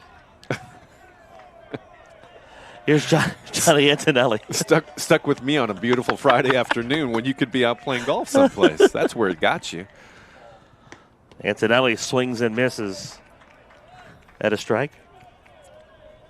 We're over, I'd say, 3.5 hours into Mr. Withrow's round. He's got to be, what, maybe 15 holes in? 16? 15 holes in. Off the fairway? 15 holes in, down 10 balls. And probably just a tiny bit left on the pencil. 1-1. Misses in for ball 2. Jack, our good friend, worked the broadcast with us last couple nights. We only kid because we care. Johnny Antonelli looking for his first hit this afternoon. Ball 3 inside from Griffin. There's a righty throwing in the Point Park bullpen.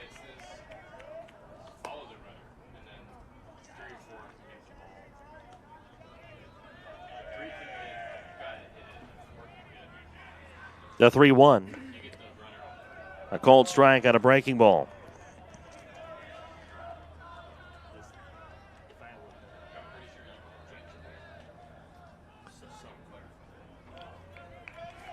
Runner at third base, 2 outs. The payoff pitch to Johnny Antonelli is inside for ball 4. Reaches for the first time today to bring C.J. Carmichael to the dish. And we've talked about this a lot today because it's happened a lot. 2-out runs. They have been absolutely crucial. This may be the end of the line for Zach Griffin.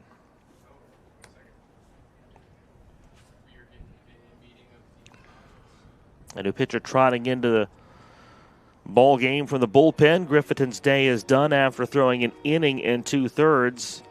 And he leaves with 2 on for Frostburg State and 2 outs. C.J. Carmichael to the dish. The lead has grown back to 6. It's 11-5 Frostburg State. We'll step aside from Gomart Ballpark in Charleston.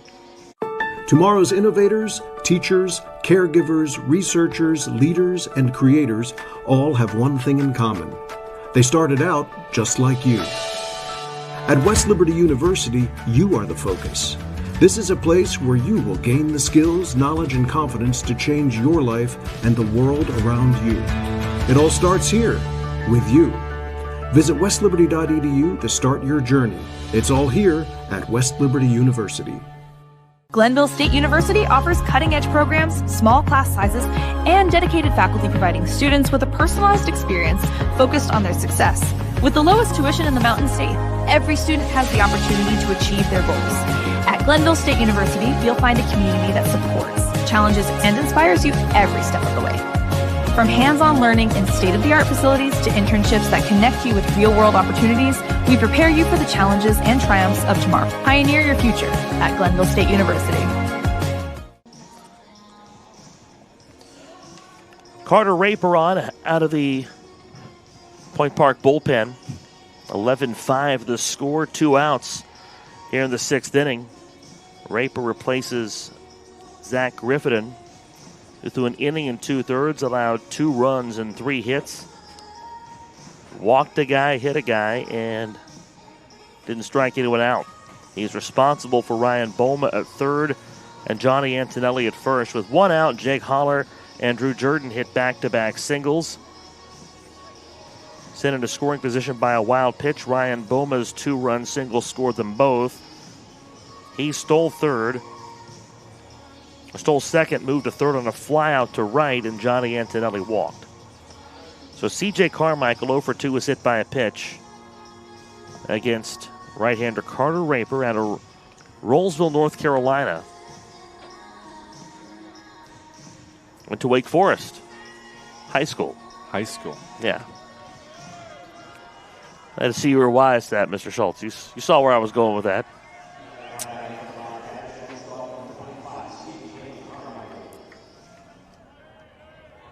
Raper on for the 19th time this year, 8.38 ERA, 19 1/3 innings.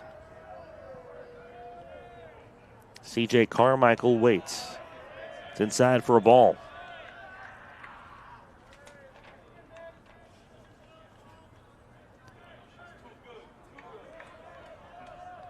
The Achilles heel for Raper, he's allowed 4 home runs in 19 1/3 innings.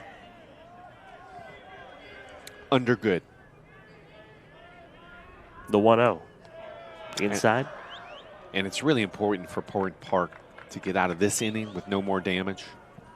You've shown the ability to come back. Last time up, scored 3 runs, only to give up 2 in the top half of the 6th.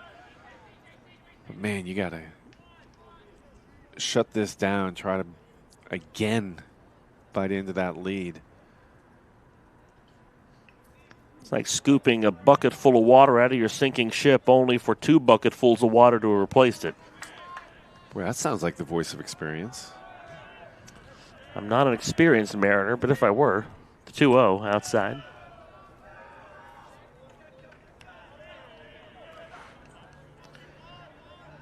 But yeah, you get those 3 back in the 5th inning, and you have to be feeling pretty good about the way things are going, only to give up 2 in the 6th, and for Point Park, hopefully no further ones.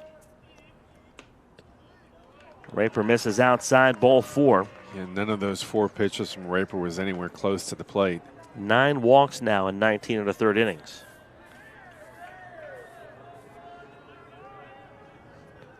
Tanner Cunningham is the 8th batter this inning for Frostburg State. He's doubled, walked, was hit by a pitch, and a sacrifice bunt that populated his day. Frostburg State follows up a 12-run tournament opener yesterday with 11. We're only in the 6th inning of this one. Cold strike on the outside.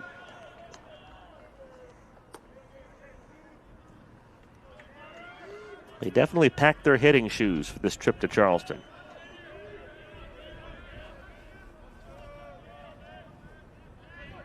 "11 hits for Frostburg State. A dribbler, foul, third base side, or first base side. And how many times in baseball do you have a team get into double digits and runs scored one game, and then the next game come out, shut out, 1 run? Usually you hear somebody say, save them all, save some of them for tomorrow. That's exactly what I was thinking, but Frostburg State certainly going against that old adage here this afternoon. Gangbusters 2 days in a row. The 0-1 chased. The 0-2 chased. Swing and a miss for strike 3. So Cunningham down to end the 6th, but Frostburg State sends 8 to the dish, and they score 2 back after allowing 3 in the previous half inning. And though they leave the bases full, they grow the lead back to 6 here in Charleston.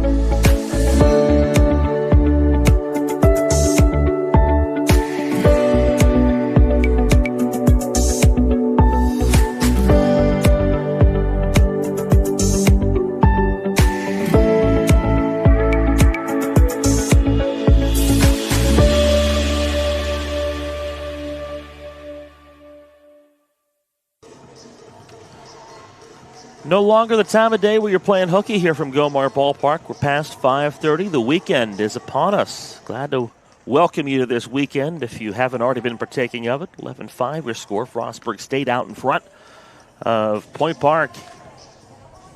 Along with Michael Schultz, I'm Eric Little. We've seen a lot of hitting today, Michael. Offensive explosion, especially from the Bobcats. Frostburg State, 11 runs, 10 hits. Sorry, 11 hits. And 11 runs. You know, if you're Point Park, not a bad day so far. 5 runs, 7 hits. 3-run home run by Trevor Jones in the 5th inning. The problem has been every time you kind of climb back in, you have immediately given up runs if you're Point Park. Bottom third against Bryce Bauer. Misses inside for a ball to Carlos De La Vega. Pitch number 100 from Bauer. Low and outside. Maybe not coincidentally, there is work in the Frostburg State bullpen. The 2-0, a strike call on the outer edge.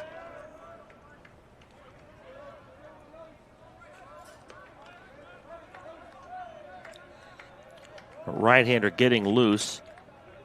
Appears to be. I'll tell you about this after the pitch. Here is rocketed into right center field. On the run, Manny Hall makes a fine catch. 1 away.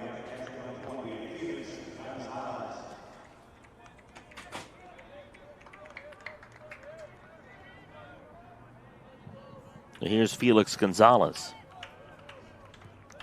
If you're Frostburg State, you would love to be able to get through this inning clean. That would probably be the end of Bauer's day. Got to believe. Roller to third, scooped there by Drew Jordan. Slings it across the diamond, 2 outs. Ty Morris, to pay this off, is the reliever in the bullpen. We saw him for an inning against Charleston on Thursday afternoon.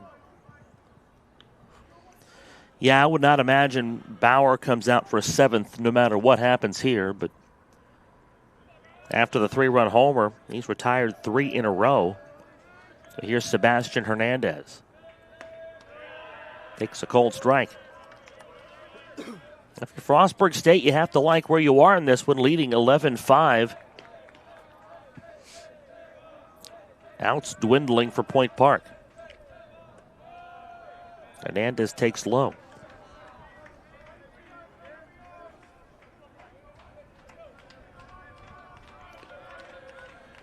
Charleston a walk-off win in stunning fashion in Game 1. Game 2 is about to head to the 7th inning. Bouma scoops the roller. Hernandez out. The side retired in order for just the 2nd time today. And if that's the last pitch thrown by Bryce Bauer, what a cap to a strong outing where he hands this one off with an 11-5 lead. We'll go to the 7th.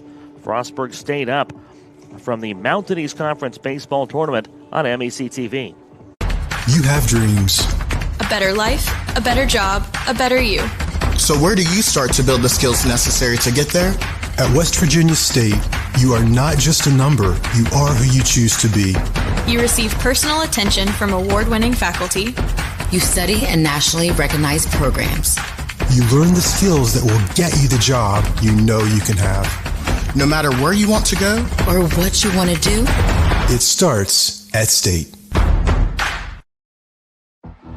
Being a champion takes more than skill, more than endless drills, more than using your head. Being a champion takes the heart to give it your all, the agility to thrive from any angle, and the relentless drive to be the best. Welcome to Division 2, where the pursuit is yours to create, and the question isn't, can you do it? It's will you.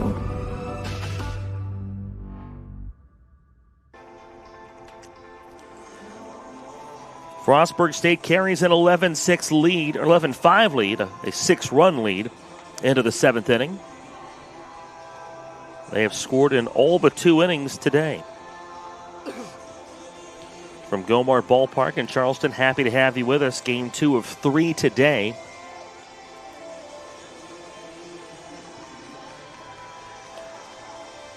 Carter Raper continues on the mound for Point Park. Manny Hall was the only Bobcat that didn't bat in the 6th. Scored twice and sent 8 to the plate to do it. He leads off the 7th. Hitters 2, 3, and 4.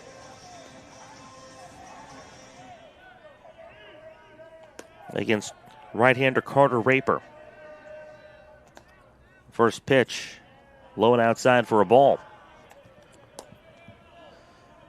It does merit a mention that as this game is in the 7th inning and the lead sits at 6, there is a game-shortening mercy rule of 10 runs after 7 innings. The pitch swung out and missed. So should Frostburg State extend this lead to 10 or more, Point Park would bat in the bottom of the 7th and would need to reduce that lead to less than 10 in order to play the 8th. They're in that part of the ball game. Hall takes high. Eric, the entire Point Park student body is on line 2 for you. Want to have a word with you about mentioning that? I only bring that up because of the strategy involved, too. I mean, Frostburg State, this is where you want to put that foot on the gas pedal and save your own pitching. Line to the second baseman. Diving play by Hernandez. On a ball curling down and away from him. 1 out. I'd imagine the Frostburg or the Point Park student body be studying for finals, shouldn't they be? One would hope. See this line drive, kind of dipping. Nice play by Hernandez. There's a better view. I don't know what the academic calendar is at Point Park. I know the University of Charleston actually graduated last Saturday. Wow. So, yeah, a little bit early. Right in the middle of the Mountain East Conference Tennis Championships. We're told Point Park's graduation is today. So I would assume finals have already happened then. 0-1. Cold strike to Shalick. That would be a really safe assumption. Really good I'm just saying. Good deductive reasoning, huh?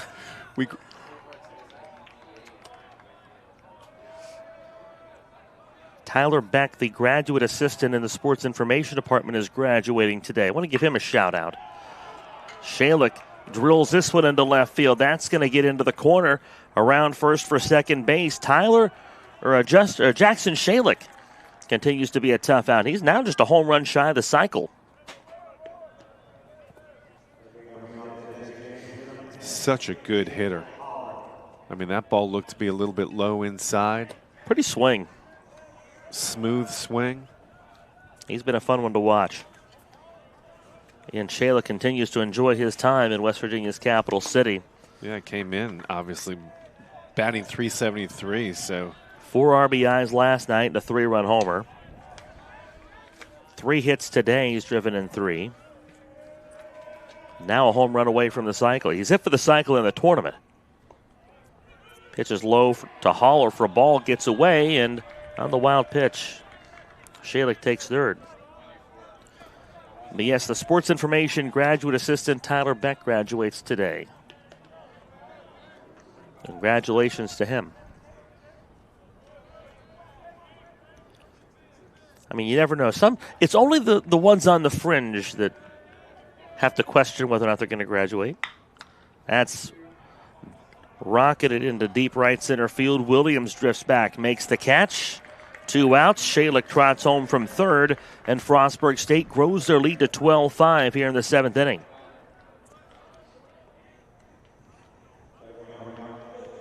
Once again, that sounds like the voice of experience.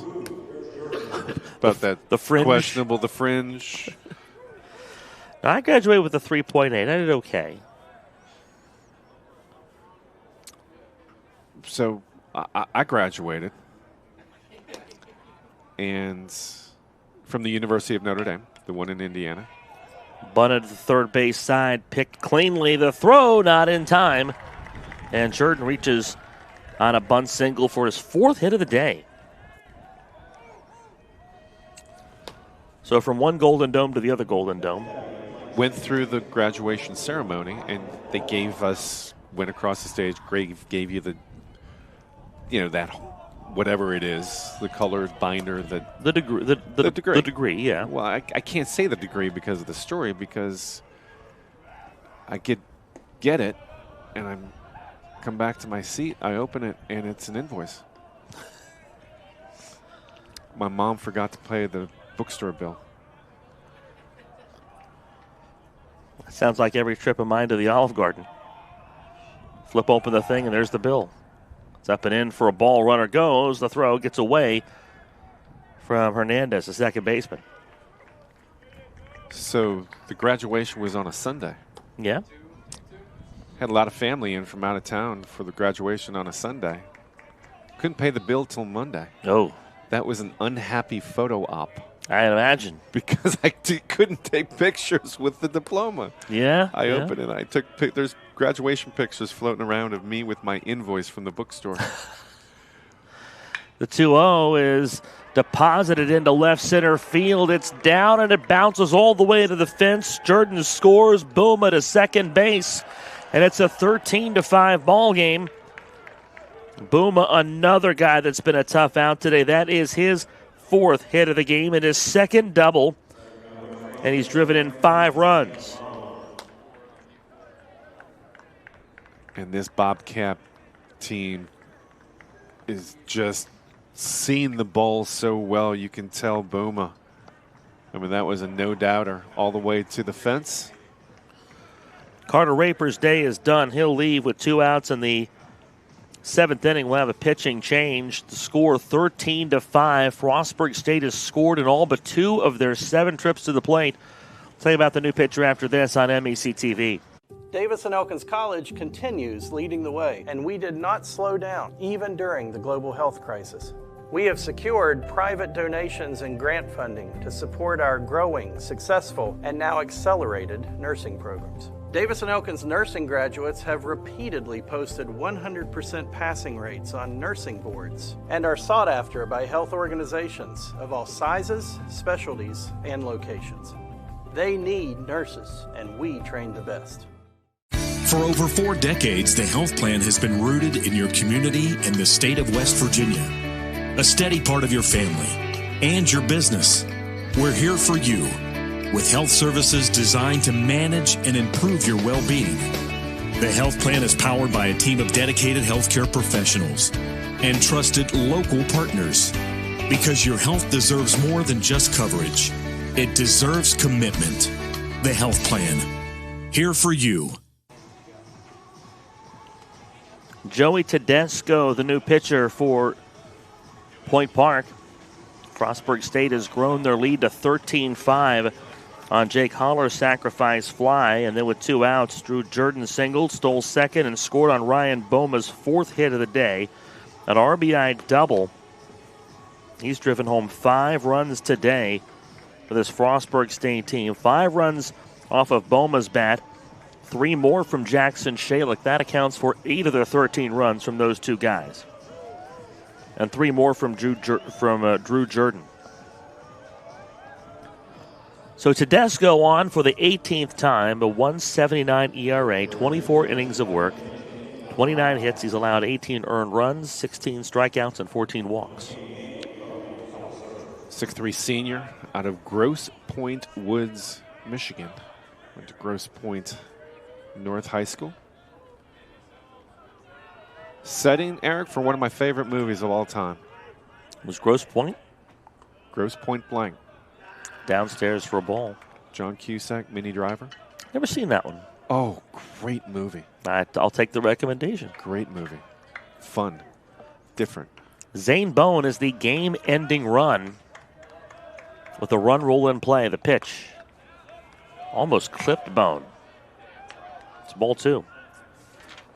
Again, the game-ending, or not game-ending, excuse me, Point Park would have to bat in the bottom of the 7th, but he's the run that would get them over the threshold. Leads at 8. Boma at second. The pitch is knocked into left field. It gets into the corner. Rodriguez tracks it down. Boma around third to score. Bone drills one into left, and it's a 14-5 lead for Frostburg State. Just doesn't matter who Point Park throws out onto the mound. This Frostburg State team seeing the ball so well. 26 runs in 16 innings of this tournament. Johnny Antonelli looking for his first hit. Takes a cold strike on the edge.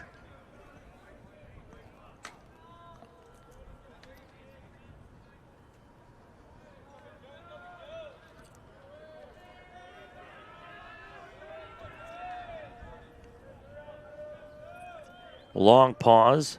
Antonelli ready. Sends it to the backstop. It's played by the catcher. Gonzalez. Runner breaks. The throw. Not in time. And really the drama was whether or not Bone had gone past the bag. Second base umpire Ben Smith right there on the call. Big bounce off the backstop. Turn this into closer than it probably should have play. Awkward slide. His chest stuck in the ground and the legs ended up askew. There you go. The 1-1 popped out of play. Came for the baseball, staying for the vocabulary, folks. If this was NASCAR, it's like the splitter dug into the infield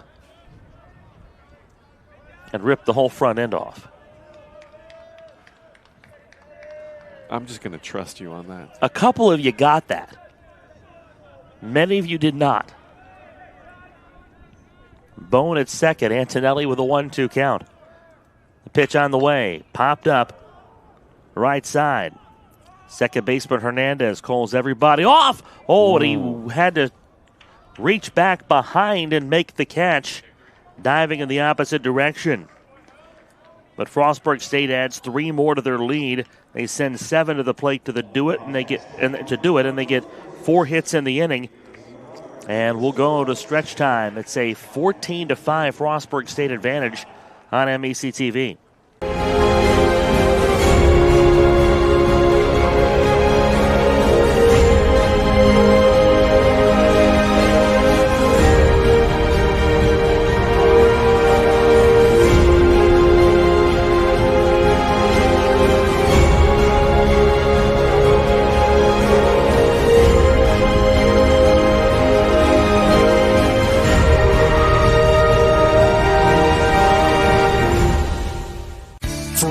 Decades, the health plan has been rooted in your community and the state of West Virginia.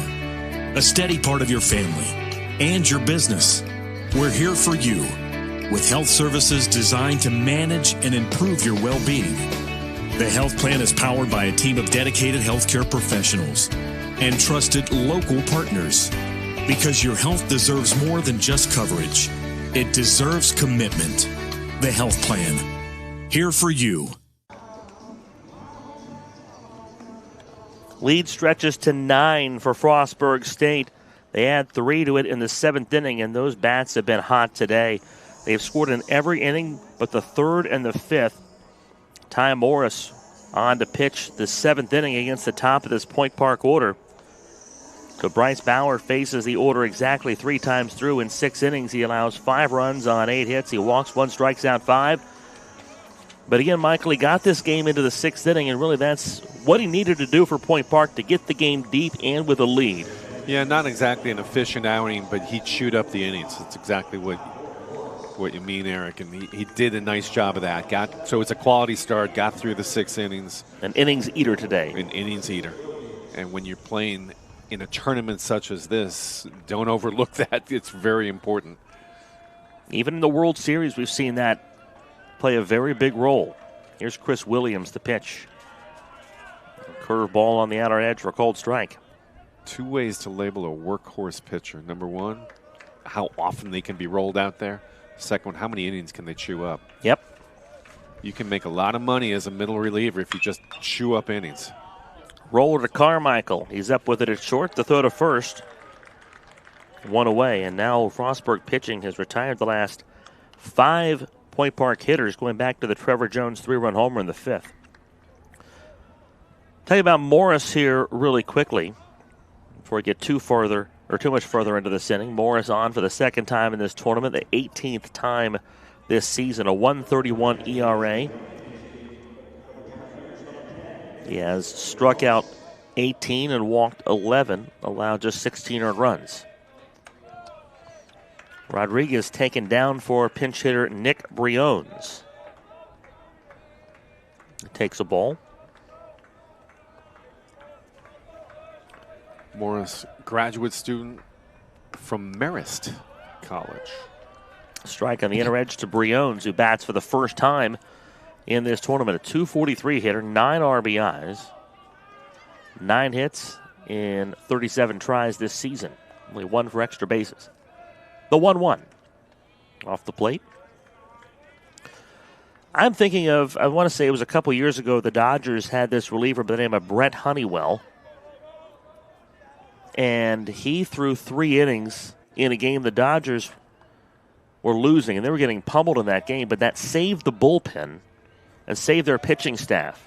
And I think Honeywell allowed some runs as well. The 2-1 is upstairs, 3-1. And I can't remember which World Series it is that the Dodgers won, but Dave Roberts, the manager, said, hey, that was a big factor. It allowed us to reset our bullpen. So even if it doesn't exactly go flawlessly, the fact that you can fill those innings, that's a big item.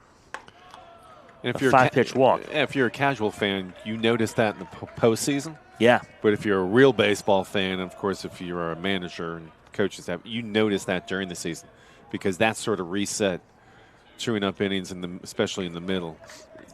Well, that's a common refrain if you're at a ball game and there's somebody that's out there struggling and, some fan is like, hey, go to the bullpen, bring in another pitcher. Well, maybe that bullpen is taxed.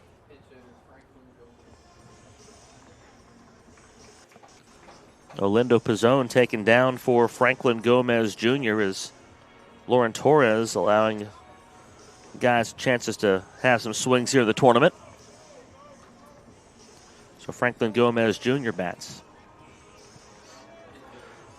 But there are some days where there's just, in the Major League regular season, where there are not a lot of options out of the bullpen. Maybe you went extra innings the night before. Maybe that bullpen's been taxed a lot in the last 4 or 5 games. You need somebody to just chew some innings. Franklin Gomez Jr. has his tower buzzed by Ty Morris.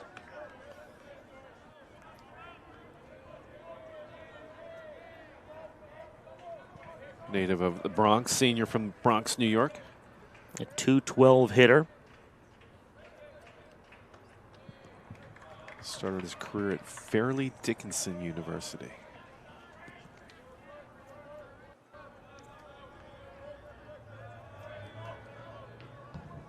Nothing else, I think maybe a nice reward for your seniors. Let some of these guys bat in the tournament. It's a called strike. Not an elimination game, as you've mentioned, but nonetheless a good situation to get some guys some at-bats. Also, maybe taking a load off of some of your guys you're going to need in that second game. Let them have a little bit longer of a mental reset.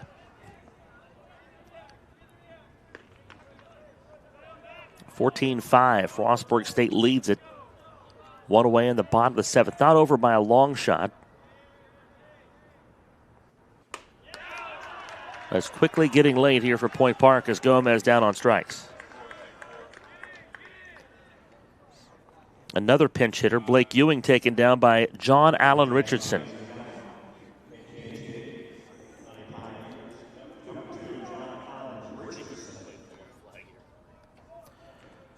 John Allen Richardson, a transfer from Bluefield State University. He just kind of kept working his way north. He's from Bristol, Virginia. Went to Bluefield State University and then went even further north to Point Park.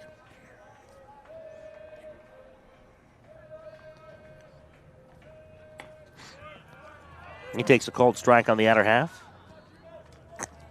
He can't go any further north in the Mountain East Conference. He cannot. So he's going to have to go to PSAC if he wants to play his senior year someplace further north. The 0-1. Good stop by Johnny Antonelli. Maybe he'll go east-west next. Go on up to Gannon in Erie, PA. Yeah. Enjoy both days of the summer.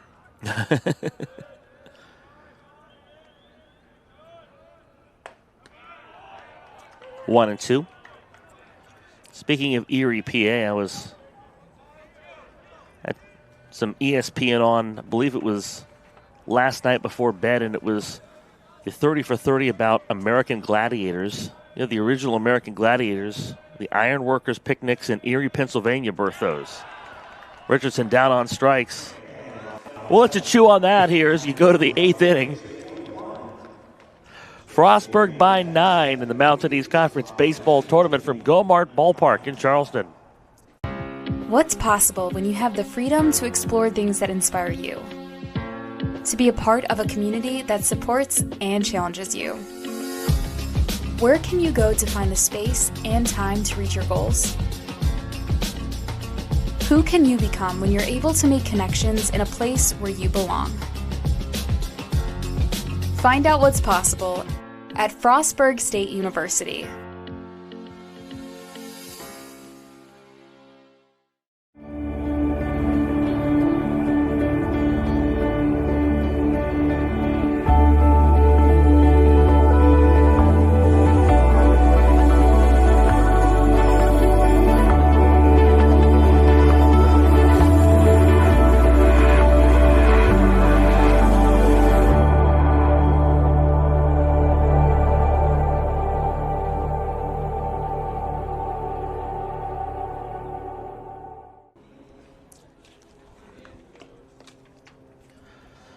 For Point Park, Gordon Williams out in right field.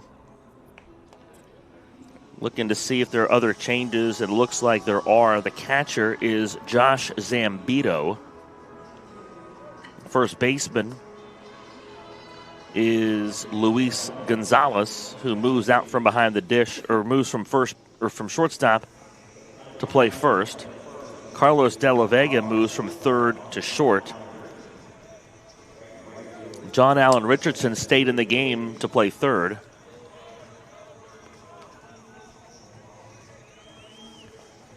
And Joey Tedesco stayed on the mound, so that's one guy that did stay the same. C.J. Carmichael bats the pitch. First pitch swinging, he sends it into center field. We think that's still Chris Williams out there, and he makes the catch. It is Williams, one away.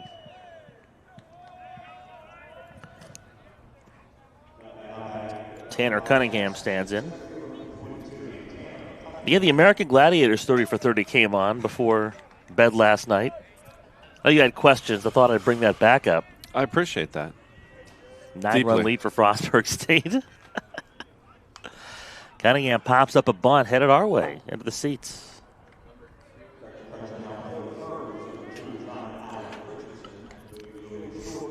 Do you know how many... They're announcing the changes on the public address. I think the Gettysburg Address is briefer, but more brief. The 0-1, Tedesco pumps in a strike. Do you know how many good stories start with the phrase, last night I was watching 30 for 30 about American Gladiators? Not very many. We're at 0 and counting. I'm just telling you. I just wanted to mention the American Gladiators for you, but that was something that was born in Erie. That's why I brought that up, because you mentioned Gannon. And Mercyhurst. Mercyhurst is up there as well. A couple great water polo schools. Good. Erie is also a really good wrestling city. Tedesco misses low and outside. Yeah, that was from an idea that had its genesis in Erie. So that's why I was bringing that up. That's where I was going with that. If you've ever been up to Erie in the winter, you would know why ideas like American Gladiator were born there. Not a lot going on. Not a lot to do, huh? You don't want to go outside. So much snow. 3 balls and 2 strikes to Tanner Cunningham.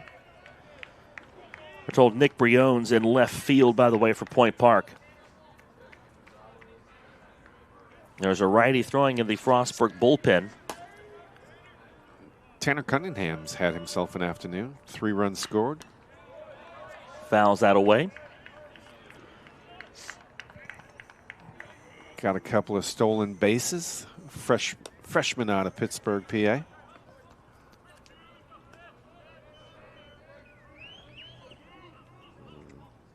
The winner on to tomorrow. The loser plays Glenville State once we're done. Cunningham, foul tip into the glove of our new catcher for strike 3. 2 away.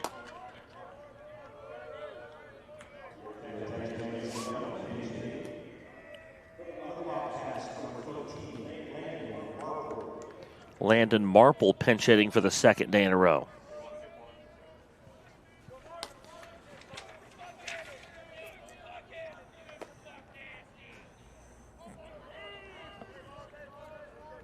Looks like Glenville State has returned to Gomart Ballpark.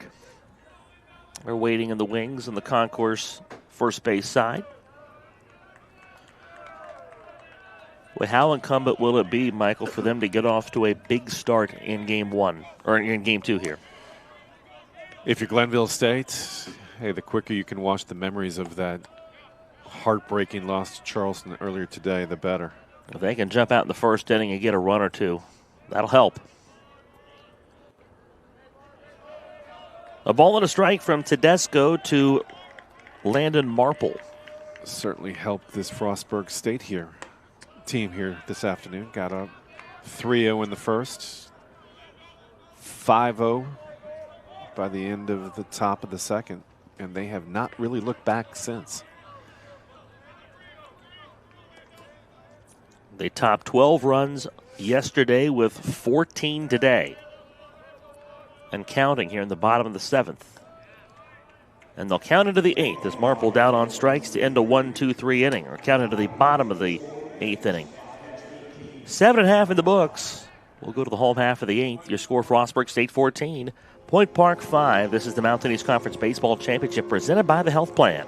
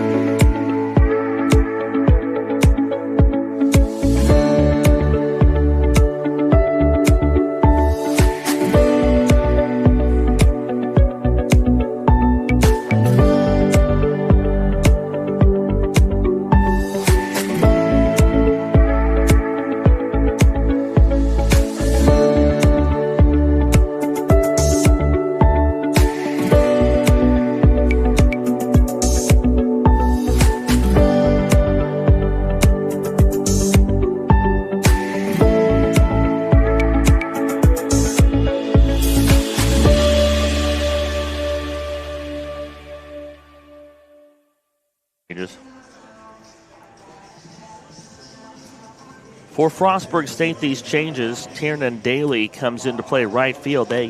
He will bat in the Marple spot. And the new pitcher is Mac Crismond. He relieves Ty Morris, who threw a scoreless, hitless inning. He walked 1 and struck out 2. Crismond on for the 12th time this season. In 14 innings, he's allowed 20 hits, 15 earned runs. He struck out 15 and walked 6. Still trying to sort out some of these changes as we come to you here in this bottom of the 8th inning.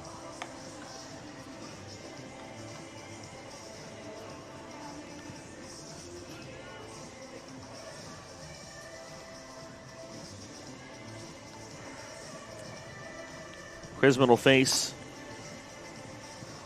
in the bottom of the 8th inning, Trevor Jones the guy who replaced Trevor Jones.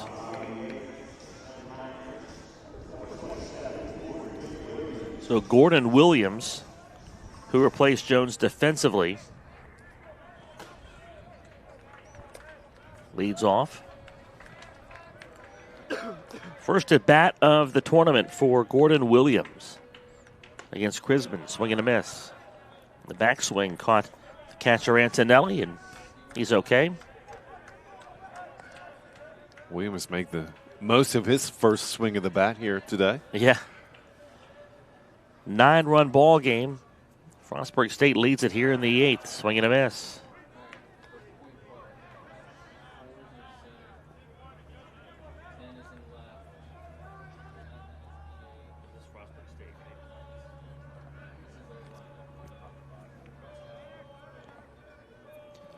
The 0-2 high. 1-2.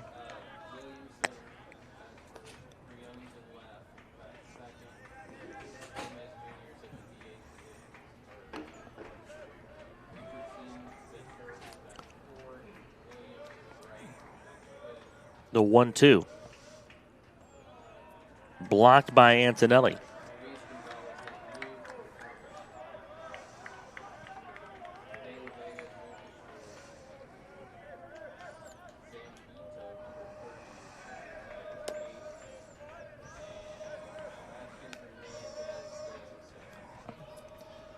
The 2-2.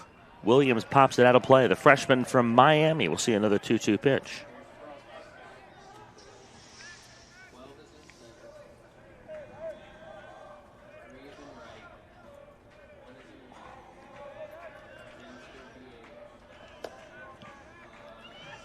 Getting those changes now. Fill those for you here in a minute. The 2-2 up and in on Williams. Looked like a little chin music. Just a bit. Against the freshman from Miami.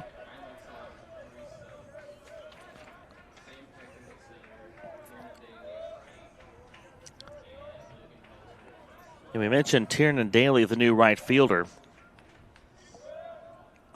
Swing and a miss. And Williams down on strikes. One away. Want to mention Sam Heckert in this game to play center field. We mentioned Daly in right field.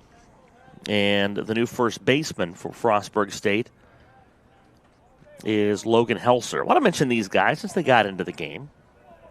Here's Luis Gonzalez now at first base. I think we got that all sorted out.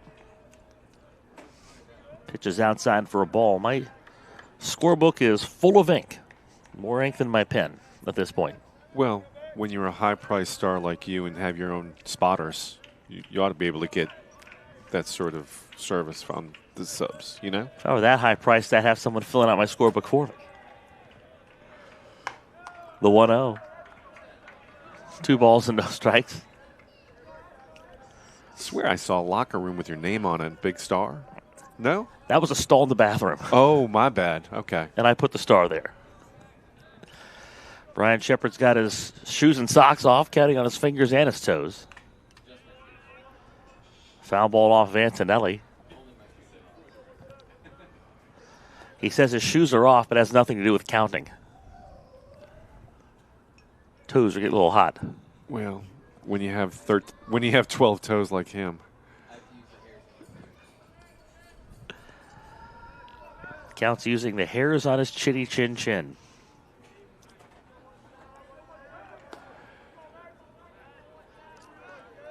Point Park down 9, trying to get something going with 1 away in the bottom of the 8th. The pitch. That is knocked into left field. It's down for a base hit. Gonzalez with his second hit of the game. Nice bit of hitting by the now first baseman. Started this game at shortstop, Luis Gonzalez. 8th hit for the Pioneers.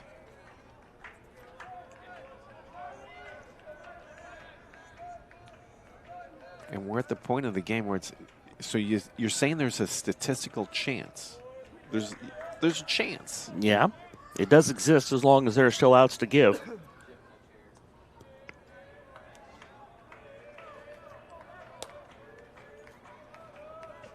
The new shortstop, De La Vega.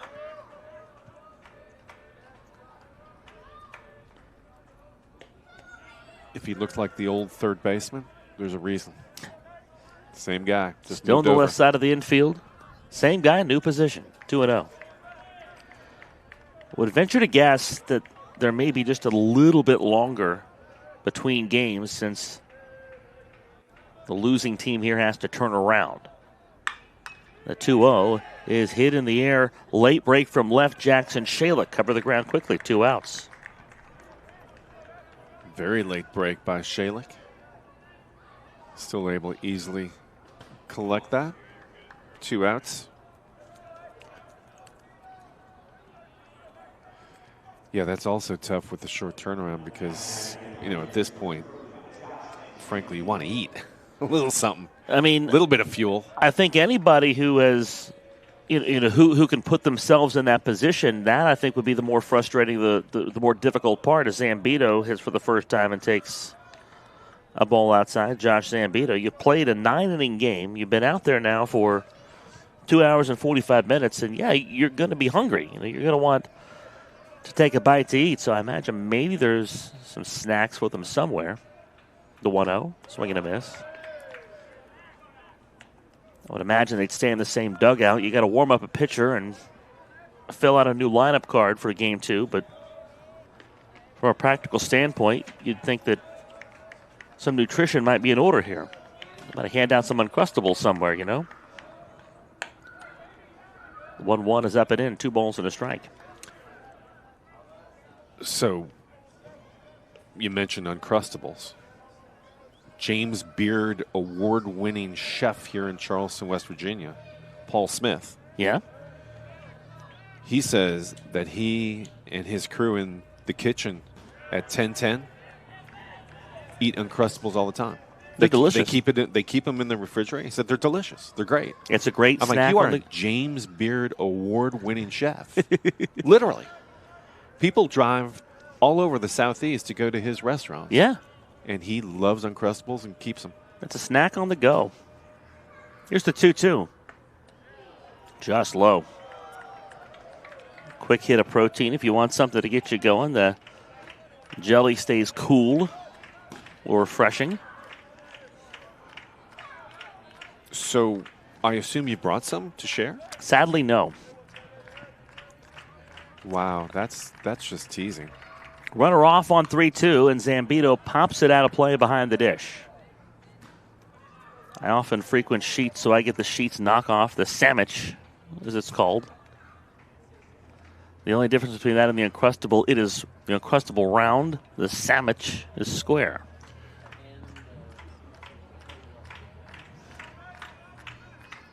The sandwich comes in a Nutella brand, so you can have the Nutella sandwich. And I just saw the other day they have a Fluffernutter sandwich. Yeah, Fluffernutter, solid. I need to try it sometime. Here's the 3-2. Zambito takes ball 4 outside. So 2 on with 2 away for Sebastian Hernandez here in the bottom of the 8th inning.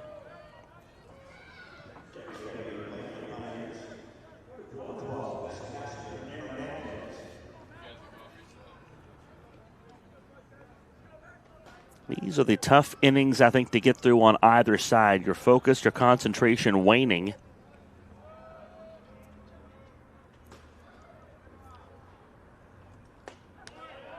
Hernandez takes low. Make no mistake about it, Point Park, a swing or two away from getting right back into this one. statistically, there's a chance. When they say stranger things have happened, it's because there's usually precedent in situations like this. 1-on-1.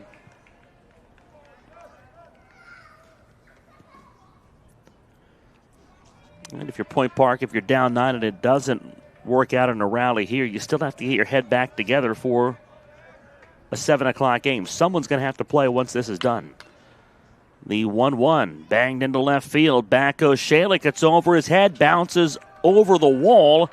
And a break for Frostburg State because it's a book rule double. That'll hold Zambito at third base. Gonzalez scores. It's 14-6.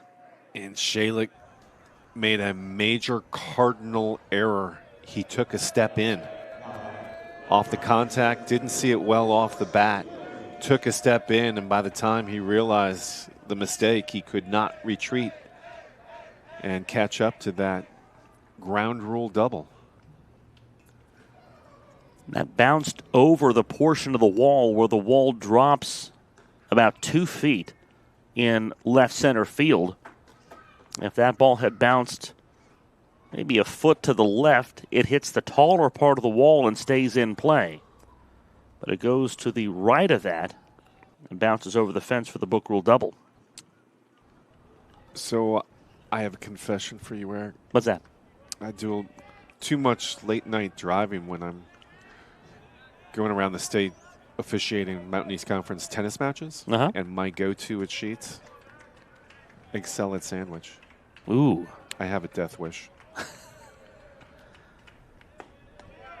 But I always check the expiration date. That's the first thing I would check on a gas station egg salad sandwich. It is. But I'm still here, and they are delicious. Guilty pleasures. We all have them. Williams bats, down 8 runs, chases a strike. I heard yours was Backstreet Boys. Everybody. Yeah. Backstreet's back. That was not on my bingo card for today, I got to tell you. The 1-1. Downstairs. 2 balls and a strike. Williams 1 for 4 on the afternoon, 1 run scored. Trying to get something going for Point Park, 2 outs. The 2-1 sent well into left center field. That's going to get down and bounce over the fence and bring home another run, another pair of runs. Second double of the day for Chris Williams and the book rule double. Cuts the lead down to 14-8.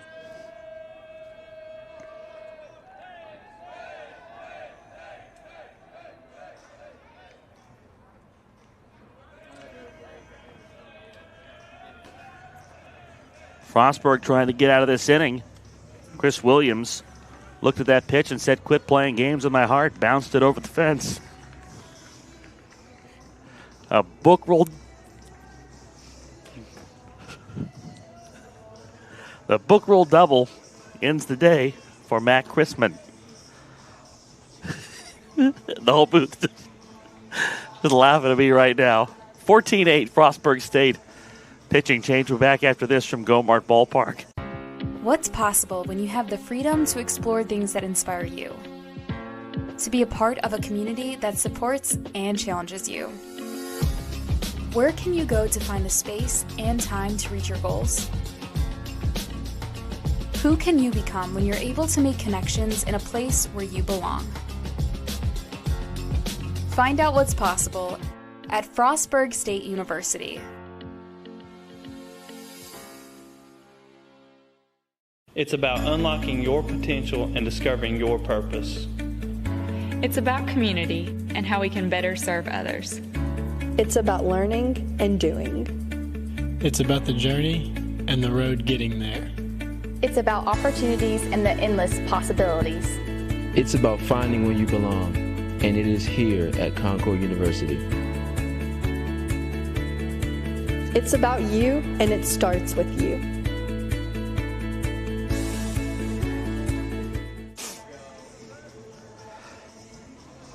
The left-hander Cody Sharman comes on.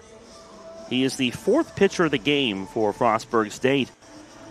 Point Park, don't look now. They've scored thrice and made this a 5-run ball game. It's 14-8 as the Pioneers continue to hit in the 8th inning. 2 outs in the frame, so they still have 4 outs with which to work. Nick Briones bats for the second time today with Chris Williams at second base against the new pitcher, Cody Sharman.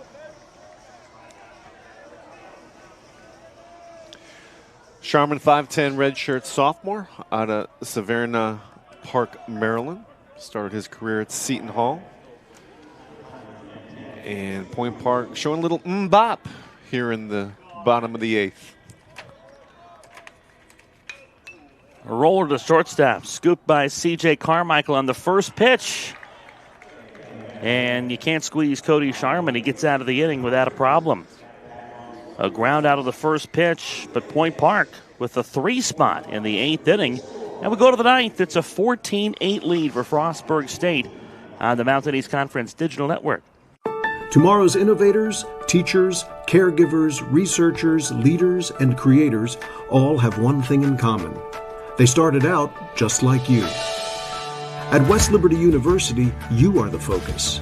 This is a place where you will gain the skills, knowledge, and confidence to change your life and the world around you. It all starts here, with you. Visit westliberty.edu to start your journey. It's all here at West Liberty University. Glenville State University offers cutting-edge programs, small class sizes, and dedicated faculty providing students with a personalized experience focused on their success. With the lowest tuition in the Mountain State, every student has the opportunity to achieve their goals. At Glenville State University, you'll find a community that supports, challenges, and inspires you every step of the way. From hands-on learning in state-of-the-art facilities to internships that connect you with real-world opportunities, we prepare you for the challenges and triumphs of tomorrow. Pioneer your future at Glenville State University.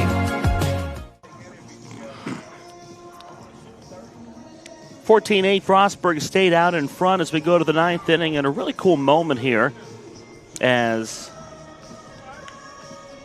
Point Park goes to the bullpen. The right-hander is Noah Jordan out of Cabell Midland High School. Started his college career at Cleveland Community College in the Mountain East with Point Park, and now he's back in the Kanawha Valley. The native of Milton comes on to face the middle third of the Frostburg State order.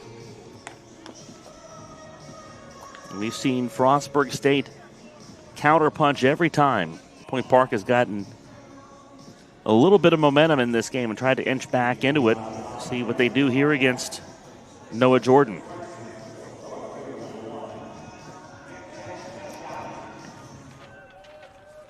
What a day for Jackson Shalick so far. He's a home run shy of the cycle. And he's driven in 3 today, 7 this tournament. Another 3-hit day for Shalick, and he takes a cold strike on the outside corner. 5 total hits in the tournament. 3 today. The 0-1. Grounded to the shortstop. Gathered there by De La Vega. 1 away.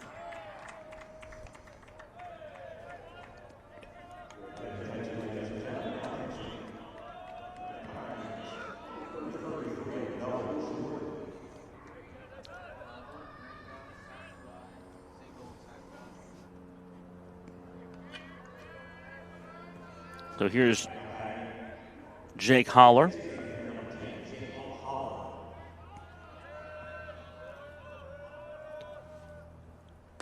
Holler's had himself a day. 2 for 3, 2 runs scored. Also has 2 RBIs. Whole top of the order for this Frostburg State team has been really good this afternoon. Levels the count at 1-1. And again, you add the 12 runs from yesterday that came unanswered after they fell behind 6-0 against Charleston. It's a Frostburg State team in 2 games that has put 26 runs on the board. You talk about making a statement. Point period, end of discussion right there. The 1-1. Roll to the left side. Diving try at third. It's in the left field for a base hit. John Allen Richardson laid out for it. Couldn't get it. It's going to be a 3-for-4 day for Jake Holler. And Drew Jordan, he's having himself a day. 4 for 5 on the afternoon, 4 runs scored, 3 RBIs. Yeah, you're going to get into some performances where you have multiple guys having a multi-hit game. When you put up 14 runs on 13 hits, a called strike to Jordan.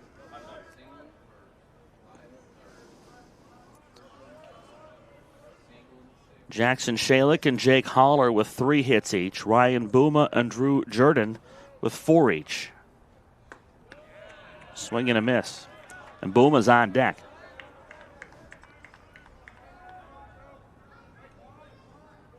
Jordan, imposing figure on the mound, 6'7", 205, junior out of Milton. Looks like the Concord Mountain Lions have come to the ballpark.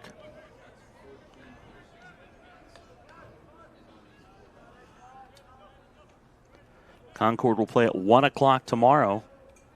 Because of Glenville State's loss today, they'll be back at 7 instead of the Mountain Lions. So they get a day to rest their pitching.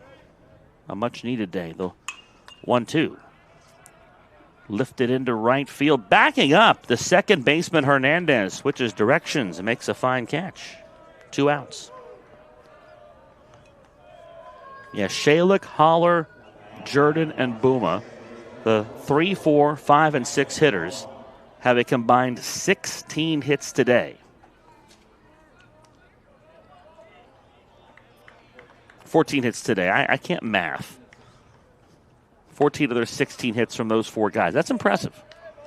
Not bad. Not bad at all. Boma's doubled a pair of times. He's driven in 5 runs today. A grounder to third here. And that's sailed over the first baseman.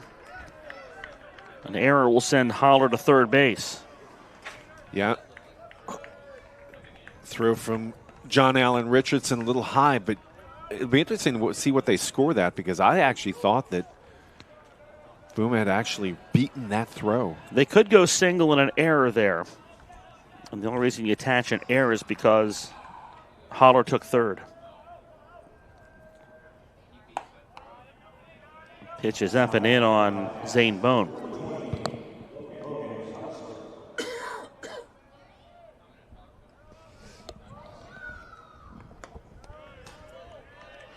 They've scored it as an error. It's the second error of the game on Point Park. 2-0 to Logan Helser. Jordan, the pitcher, nods yes and deals low.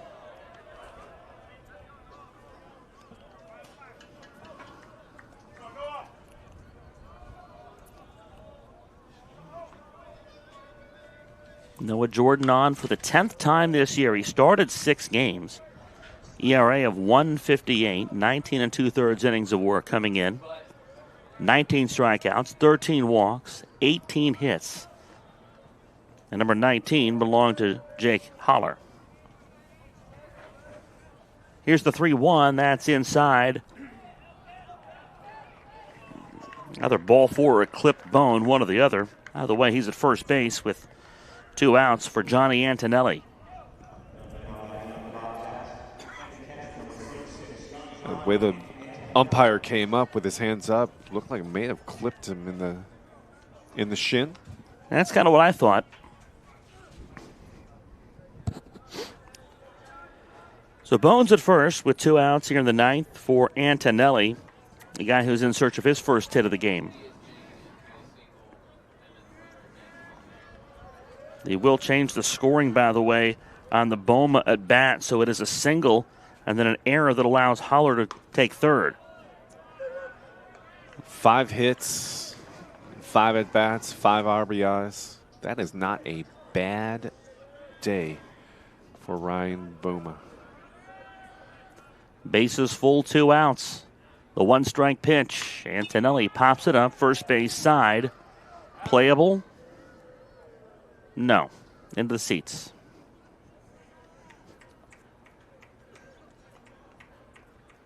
Luis Gonzalez gave it a look.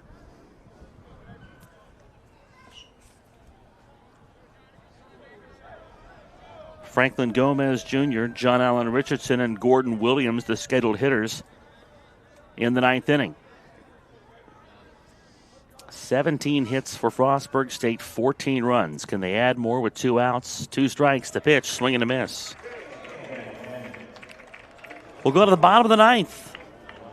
14-8, Frostburg State has the lead, 3 outs away from going 2-0 in this tournament. We're back after this from Charleston. What's possible when you have the freedom to explore things that inspire you? To be a part of a community that supports and challenges you. Where can you go to find the space and time to reach your goals? Who can you become when you're able to make connections in a place where you belong? Find out what's possible at Frostburg State University.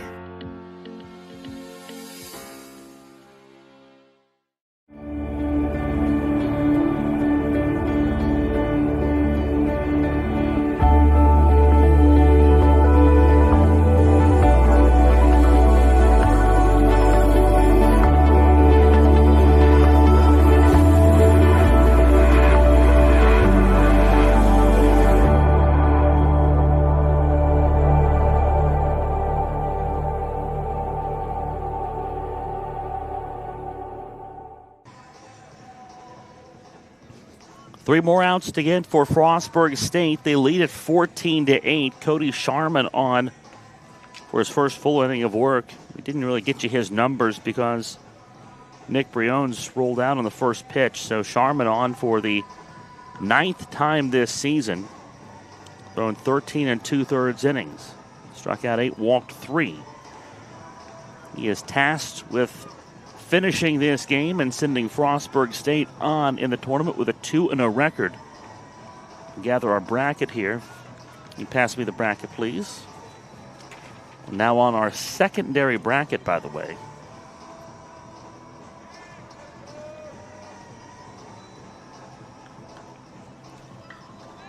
Frostburg State would play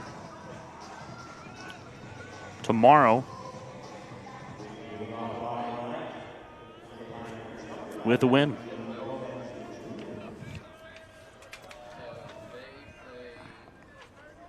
Here's Franklin Gomez Jr.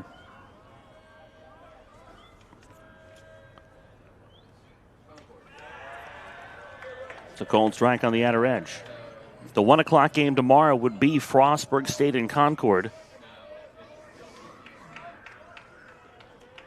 And I'm told Charleston and Concord will play an elimination game at 1 o'clock, and Frostburg State would play the 4:30 game. Against whoever comes out of tonight's game.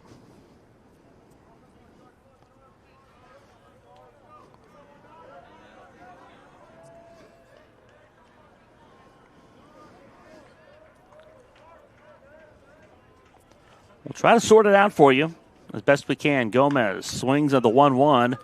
In the air to left, Jackson Shalick under it. Makes the catch. 1 away.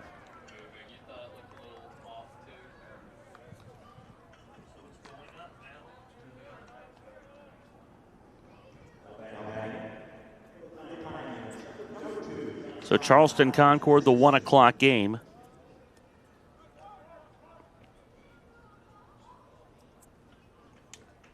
It's tomorrow. And then the winner of this game faces the winner of the 7 o'clock game tonight. So we could see a rematch. These two teams could be back at it again at 4:30 tomorrow.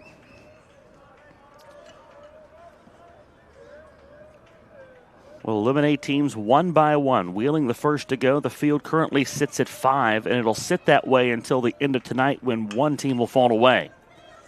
Looper to right, over the glove of Boma. And John Allen Richardson with the base knock.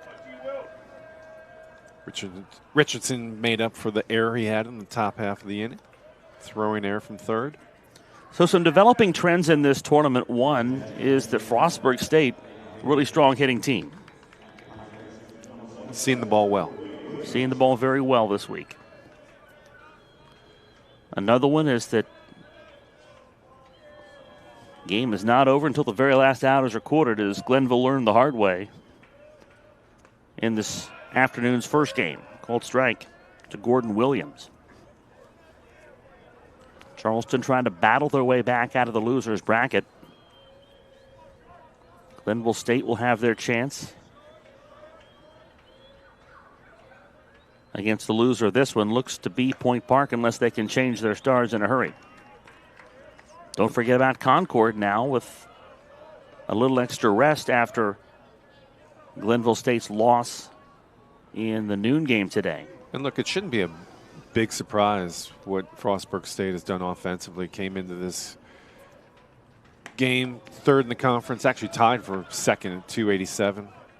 Second in runs scored, 370, just one behind Wheeling. And Wheeling's already gone home. So this is not a flash in the pan from this Bobcat team. I think that should tell you more than anything that the team that came into this conference or came into this tournament with the most wins was the first eliminated. It goes to show you anything can happen in a tournament setting. Check swing for Williams. Foul ball for strike two. They came in with a coach of the year, the player of the year, the pitcher of the year in the league. And they're back in the Northern Panhandle now. A tournament setting can be unforgiving for that top seed that just comes out and doesn't have it that week. 36 wins and nothing to show for it in the tournament. 1 on, 1 out for Gordon Williams. 2 balls and 2 strikes. Sharman ready, the pitch. Breaking ball. Look good. 3-2.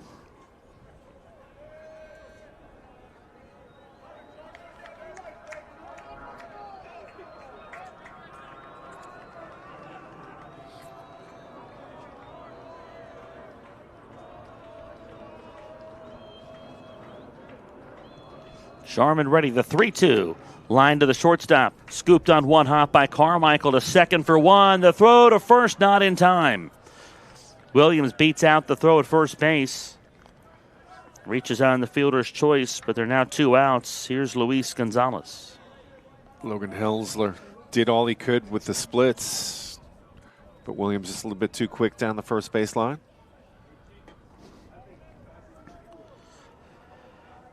So Gonzalez bats with 2 outs in the bottom of the 9th inning. Frostburg State leading 14-8.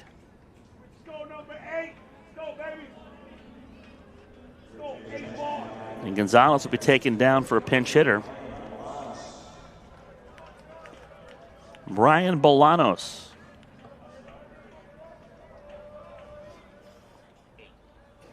Out of Hialeah, Florida.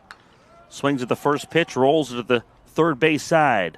The throw to first will send Frostburg State to a 2-0 record as they win this one going away 14-8. And Point Park will have to turn around and fight for their season against Glenville State here in about 45 minutes. Frostburg State, a dominant performance today. They win it 14-8, and they have now scored 26 runs in 2 games of this tournament. And if you look at the innings, Michael, in which they scored today, they scored in 5 different innings, and they scored multiple runs in all 5 of those innings. To me, that's the most impressive thing about this Frostburg State offensive performance. Yeah, got out to a quick start, 3 runs in the first inning, 5 through 2 innings of their at-bats. And then when Point Park showed signs of life, Frostburg State always answered. When Point Park got within 3, 5-2, what happened? Frostburg State responds with 4 in the top of the 4th. Point Park scores 3 in the bottom of the 8th. What does Frostburg do? They respond with 2 in the top of the 6th, 3 in the top of the 7th. There's always a response, and that's why really pretty comfortably Frostburg State gets the win. Started early, started often. 14 runs on 17 hits. We talked about some of these performances throughout. Ryan Boma with a 5-hit day. He drove in 5 runs. Jackson Shalick continues his strong tournament with 3 hits. Comes up a home run shy of the cycle. Drew Jordan, another strong day with 4 hits and 3 RBIs. Again, a lot going on. So your final thoughts here, Michael? Very impressive offensive display from this Bobcat team. They're going to be a handful for any pitching staff from this point forward. If you're Point Park, you've got 45 minutes to shake it off, get some nourishment, And you know what? Your season's alive. That's all that happens. You're back. Next game starts 0-0. Let's check the bracket here before we go. Glenville State, Point Park, Concord, Charleston. You see that. Concord, Charleston, the early game tomorrow. Frostburg State slotted in at 4:30 to take on the winner of the game you're about to see between Glenville State and Point Park. I thought I heard the public address announcer here say 7:15 is that first pitch time between Glenville State and Point Park. That's not a lot of time for Point Park. 32 minutes. Yeah. So, again, there it is. That's what you're looking at. Glenville State, Point Park coming up next. That's the next one on the docket. Frostburg State put their hitting shoes on today, and they got them in bunches. 14-8 the final score for our entire video productions crew. Our producer-director today, Brian Shepard. Our executive producer of video productions, Butch Mounts. My partner, Michael Schultz. My name's Eric Little. Again, your final Frostburg wins at 14-8. Thank you for watching the Mountain East Conference Baseball Championships presented by the Health Plan. One final game coming up at 7:15 between Glenville State and Point Park. Join us.